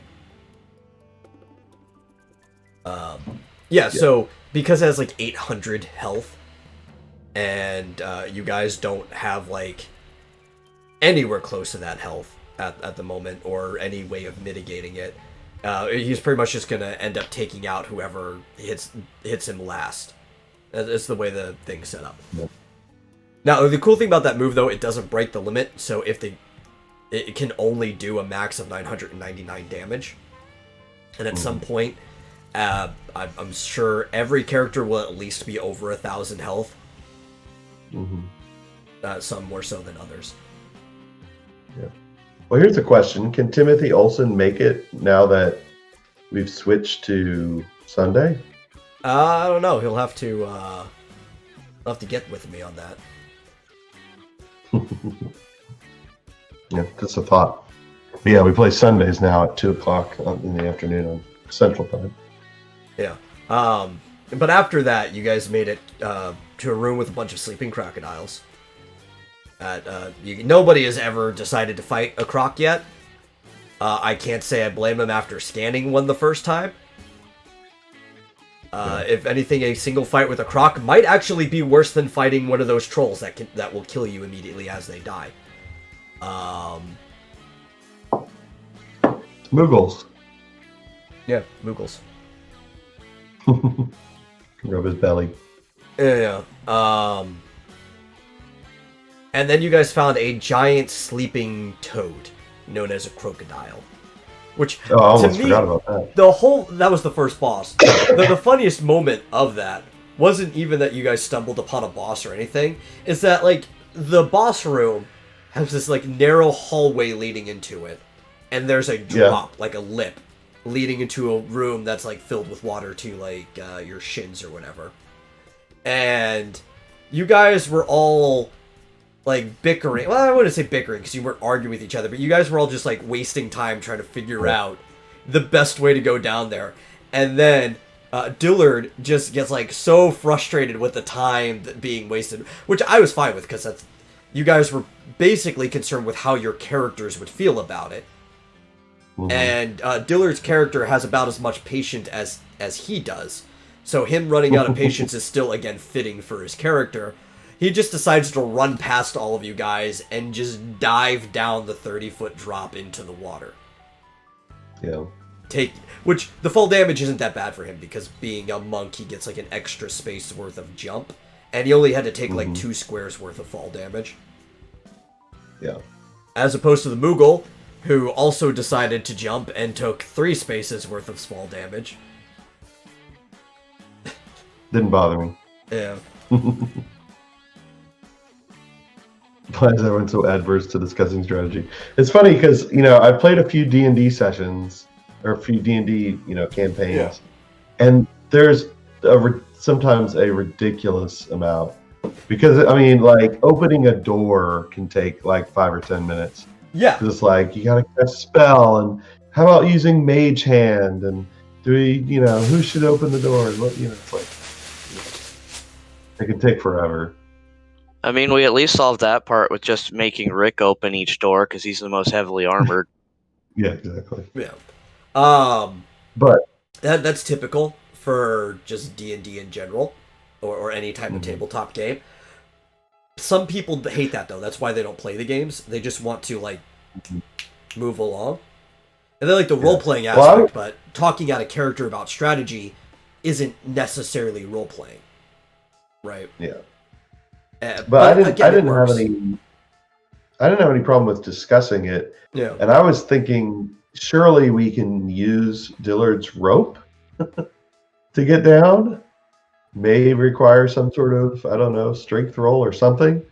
But Dillard was way ahead of us. It's like, oh, I guess we're not using his rope because he took it with us. You should have just used the rope with Cross and his chocobo holding it, because both of them are pretty heavy and they'd be good anchors. The rest of you could just go down at the same time with that. And the chocobo can fly. And Cross has auto float, which is basically feather fall. Right. So it's like, there was an easy way down, and you guys decided to make it more complicated than it was. Yeah. John was like, Leroy Jenkins. Running. So, I'm the only one who thought to climb down instead. Yeah, and he was perfectly fine. He was slippery. He had a negative modifier, but he has really good climbing. Yeah. I just jumped.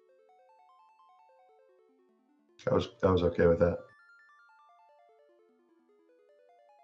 But I mean, that boss is fairly easy, right? Yeah.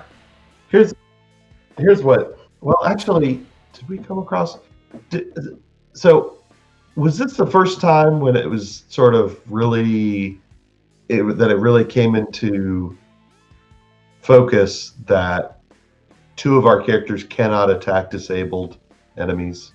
Yes. I feel like that's not really come up before. Well, to be fair, only prior to Travis's new character, only one of your characters couldn't attack disabled enemies. Right. And at no point had you guys ever disabled a single enemy that you were fighting. Maybe like one enemy would be disabled out of a crowd of things. Yeah. But now, when you're fighting a boss, Travis's new character also has Code of Honor. You have two people that if a character cannot attack back, then they will refuse to fight them because of their Code of Honor. Yeah, that's a pain in the ass. I don't remember. Did I disable the toad at some point? I feel like I did. Yes. I feel like you did too, because otherwise the thing would have been hopping around a lot more. Yeah. At some point I did, but so that wasn't that big of a deal. I think we defeated it fairly easily. Especially because it was weak to electricity, right? Yes. So, with the extension that I've got, my electricity already does double damage, so it did quadruple damage. Flit, there are new things to hate about Manly Cougar every session. That's right. So it didn't really factor in that much with the toad, the giant toad. Was it a toad or a frog? It was a crocodile. Crocodile? Yes. Okay, so it didn't really factor in that much. Final Fantasy 12. It's a what? It's a hunt in Final Fantasy 12. Oh, okay. But it really factored in what happened next. Oh yeah. So after they were done, the whole point of that toad, like the rewards for it, like experience and gil, weren't a lot for a boss. It wasn't that tough. Basically, the way the modifiers work for that stuff is it depends on what I give it, like abilities and stuff to do. The more resistances a boss have, the higher experience go, the more weaknesses, the lower. The crazier its moves, the higher it goes too, and then it's multiplied by the boss's level. But the whole point of it was basically for those swallows that it dropped, that Dargonis has now, Travis's character, which are thieves' swords that you have to use your polearm skill for because they have to take up both hands. Mm-hmm. And after that, you guys worked your way back up the waterway, that little drop or whatever, went all the way back to the save room that you found earlier, and finally approached the trap door that you guys didn't want to attempt to go down without Dillard because he has 100 feet of rope. Right. Yeah. And once you went down the trapdoor, you found yourselves in an ancient sewer from the previous civilization that used to live here. Still kind of mostly functioning to a degree. Any of the systems that could run on its own were functioning, so obviously there's like no waste disposal or anything. It's just like the natural runoff and everything. And you guys explored there. You found like a water elemental. There actually was another one on the other way because you could have, it was a square, you could have went around the whole way to get to that one spot, so I put one in each path. Yeah. And then you found a hole in the wall that was kind of dug out by hand almost, which clearly got everybody's attention. And you found a scaly manfish in that hole in the wall. named Gregory the Ancient, which really upset me that only one member of the party even got the reference, and that's only because I happened to show him the thing like years ago during like high school. And Gregory the Ancient is, just for anybody listening, he's just old Greg from the Mighty Boosh. That's all he is. I'm old Greg! And that was actually the whole reason you guys were there. Mm-hmm. Flint said he felt bad during this session once he watched the video I posted. Yeah. And it all made sense. But at the time, I was like... literally everything he did was a reference to that video. Wait, felt bad that you didn't get the joke, or felt bad because now you knew how bad old Greg was? That's a good question. I just assumed it all came out of your head. So, I was more impressed, I guess, before I knew. Yeah. I was like, oh, metal's quite, creative and original. That's interesting. Oh, I mean, I could do some crazy things like that. I wanted that joke in there. Of course, again, remember, I've told you before, this campaign was originally made for a different group of people, up to Chapter 1. I have, like, the roadmap for all the way to the end done, but I don't have the individual things going on there. Everything through Chapter 1 I had basically already written before you guys played it. And my brother and a group that we were playing with was going to play this. And that entire group would have gotten that joke, which is why I put that in there in the first place. Yeah. I wasn't clear at first on whether we were supposed to be fighting this guy or not. And I know we probably could have gotten away with not fighting him, but I didn't. I guess I kind of forgot why we were there. Jermaine, the king's advisor, had asked you to take care of the guy. Yeah. So we took care of him. Yeah.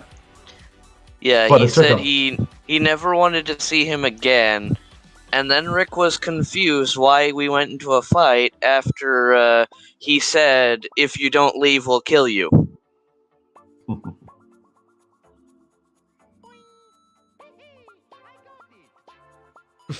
Yeah, that was sure, Rick. What? Oh, I'm just thinking like Rick, because he's just like what he said is, you either need to leave or we'll kill you. It's like, well, he already said he wasn't going to leave. Yeah. And then he was like wondering, oh, we're in battle now? I was like, yeah, you just threatened that guy. Why would you not be in battle? So we were in battle. Yeah. So Greg's a pain in the ass. He says he didn't. Rick's always backtracking on things. Oh yeah. He was a pain in the ass. And here's the thing. So I guess I used the bestiary that I had. So I could see, but I wasn't 100% clear. I kind of felt weird about how much should I convey. Because Flit's done that before, obviously. He has Flit's scanned. Really good at judging what he should and shouldn't be saying. Yeah. I'm less good because I've not done that before, but I mean, I guess so I wasn't, like, especially at the end when I was just like, come on, just hit him. It's just like so fucking close. But like, was I supposed to be saying that or not? I don't know. But it was exhausting. Says the guy who refused to use a water scroll. How was I supposed to know you were going to miss? I mean, I did say beforehand my accuracy with that weapon sucked. He did. He had like nothing in the polearm skill. I should have. Oh well. It didn't ultimately. All it did was extend the battle out by an extra 20 minutes or whatever. Yeah. But yeah. It's a pain in the ass because he could heal 3 times. Yeah, my favorite thing. So, because everything's a reference to that bit from the Mighty Boosh.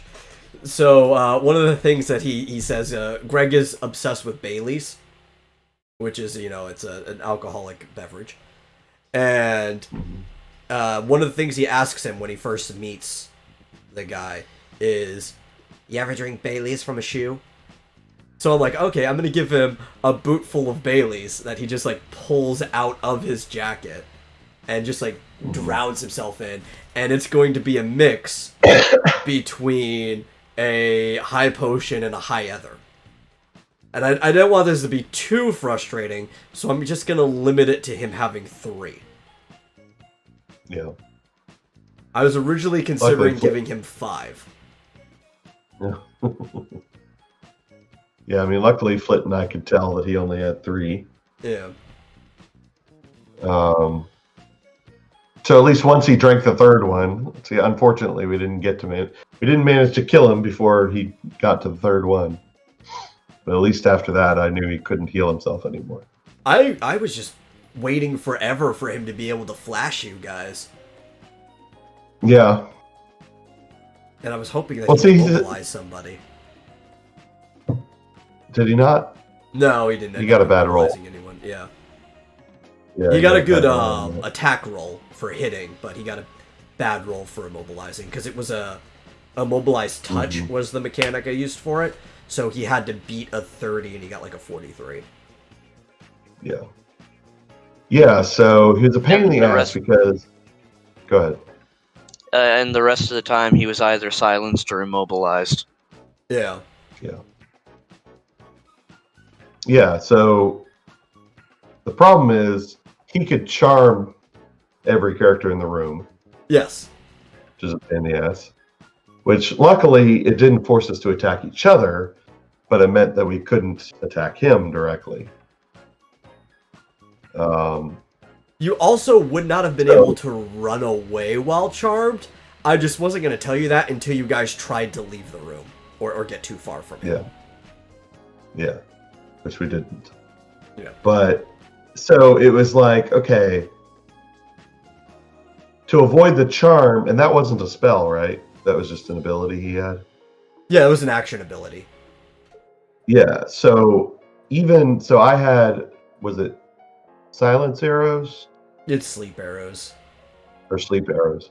Okay. Yeah. Someone had silence, though. Oh, no, it was Travis, right? Yeah, he has the soundless scream, which are those swallows, and every attack has a chance of silencing someone.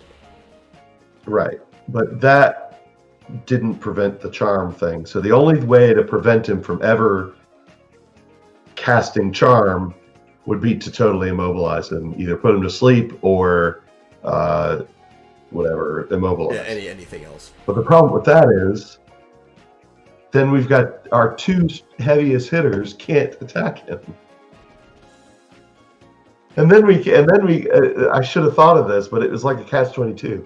So we had him immobilized for a period of time, but while he's immobilized, the silence wears off. Yeah. Because the one guy who has silence can't attack while he's immobilized. So it's like, shit, once his immobilization, whatever, wore off, suddenly he can cast spells again, and that's when he cast the one that luckily didn't immobilize he showed anyone. you his mangina.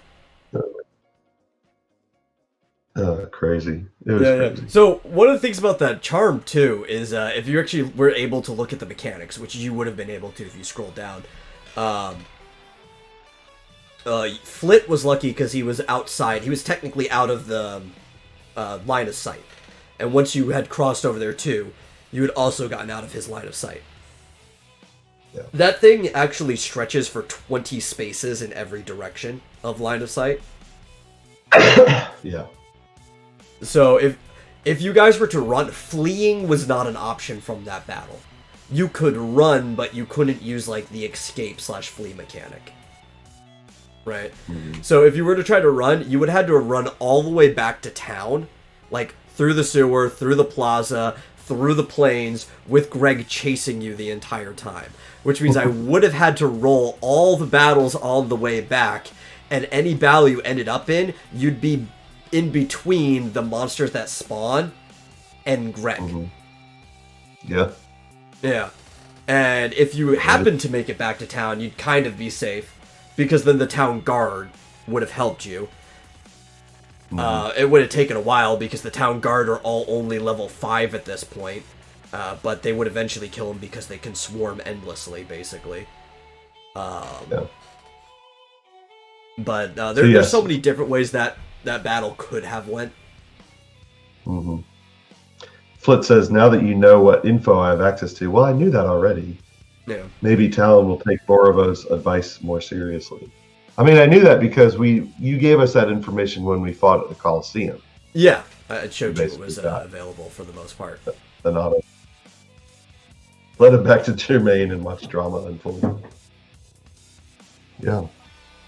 I think if somehow he made it to the castle, Geen would have just killed him there. Like, on the spot. Just dead. Mm. Or, more so, as the GM, I'm telling you that is what would happen if somehow he made it past the town guard to the castle. Mm.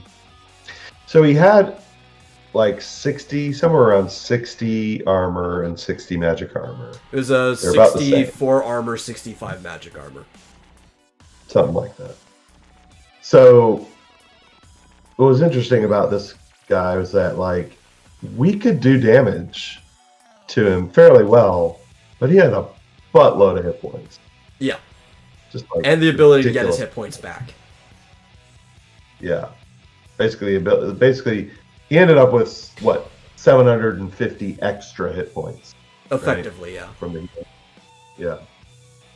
So it's like we're not going to have too much trouble with him until we like start running out of magic and once you can't heal anymore, because when he was able to use his regular attack on somebody, the attack didn't do too much, but then you also take 3d12 of knockback once you fly into something.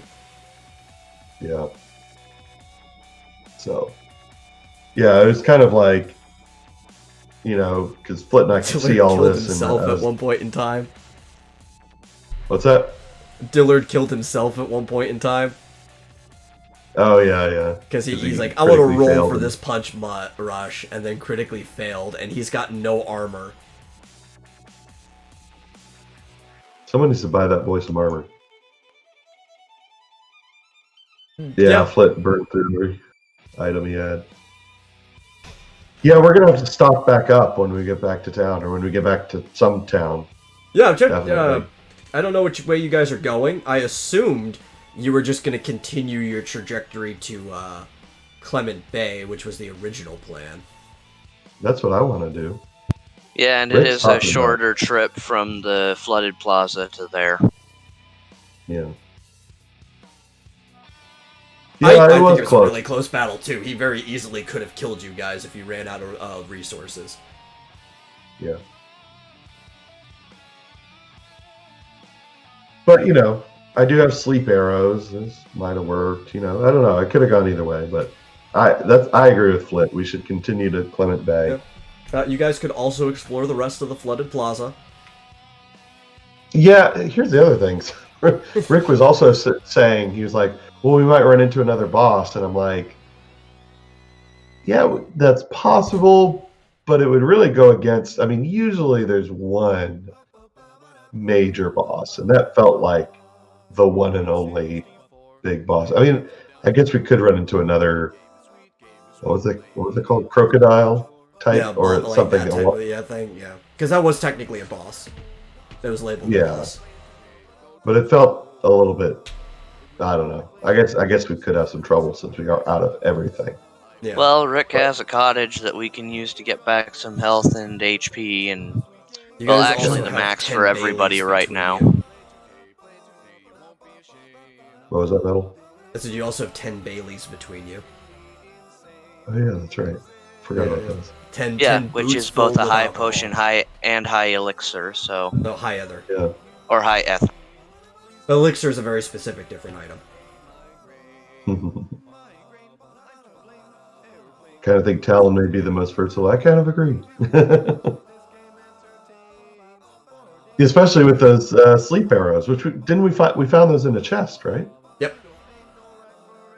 You found him in a chest behind a sleeping troll. I thought it'd be fitting. Yeah, worked out. And I've got all those calls, so like I've got Is it Remora that can immobilize or slow, Yeah. and or slow? And, you know, I've got damage.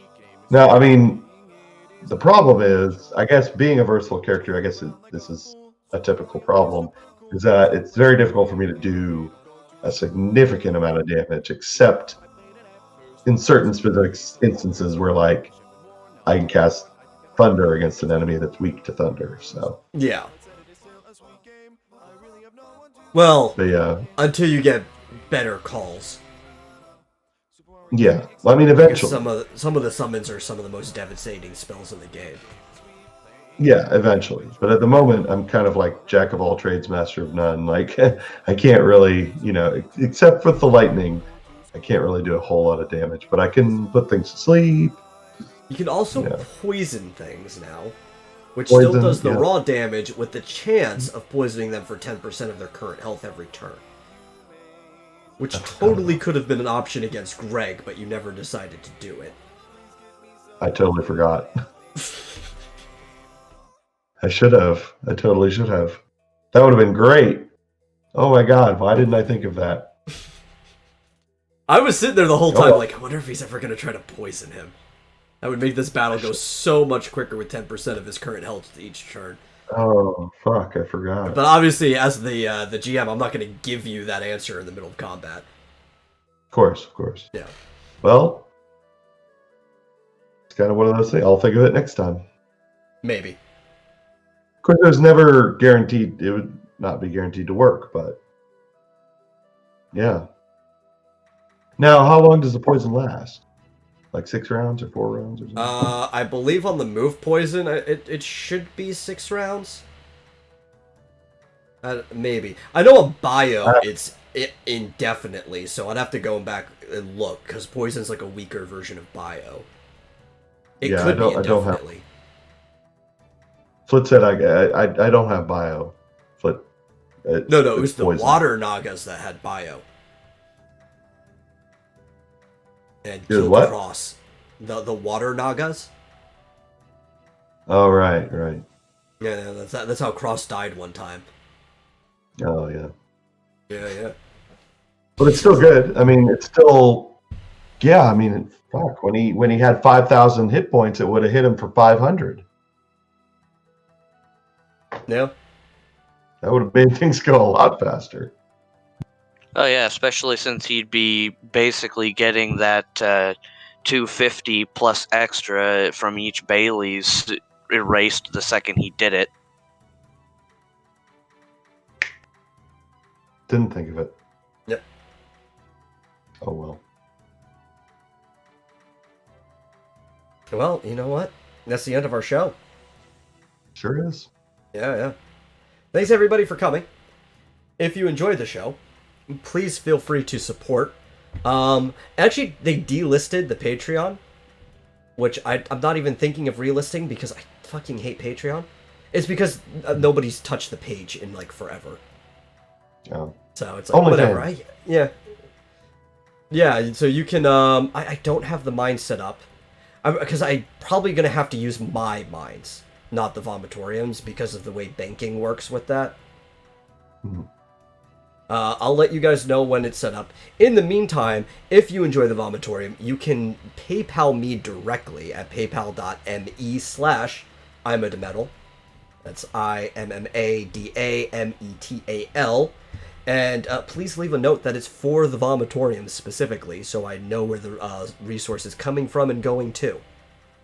And with that, we will see you on the next episode, which will be Saturday. And for those watching live, you can stick around for the schedule that will pop up as soon as we're done. Bye. Bye.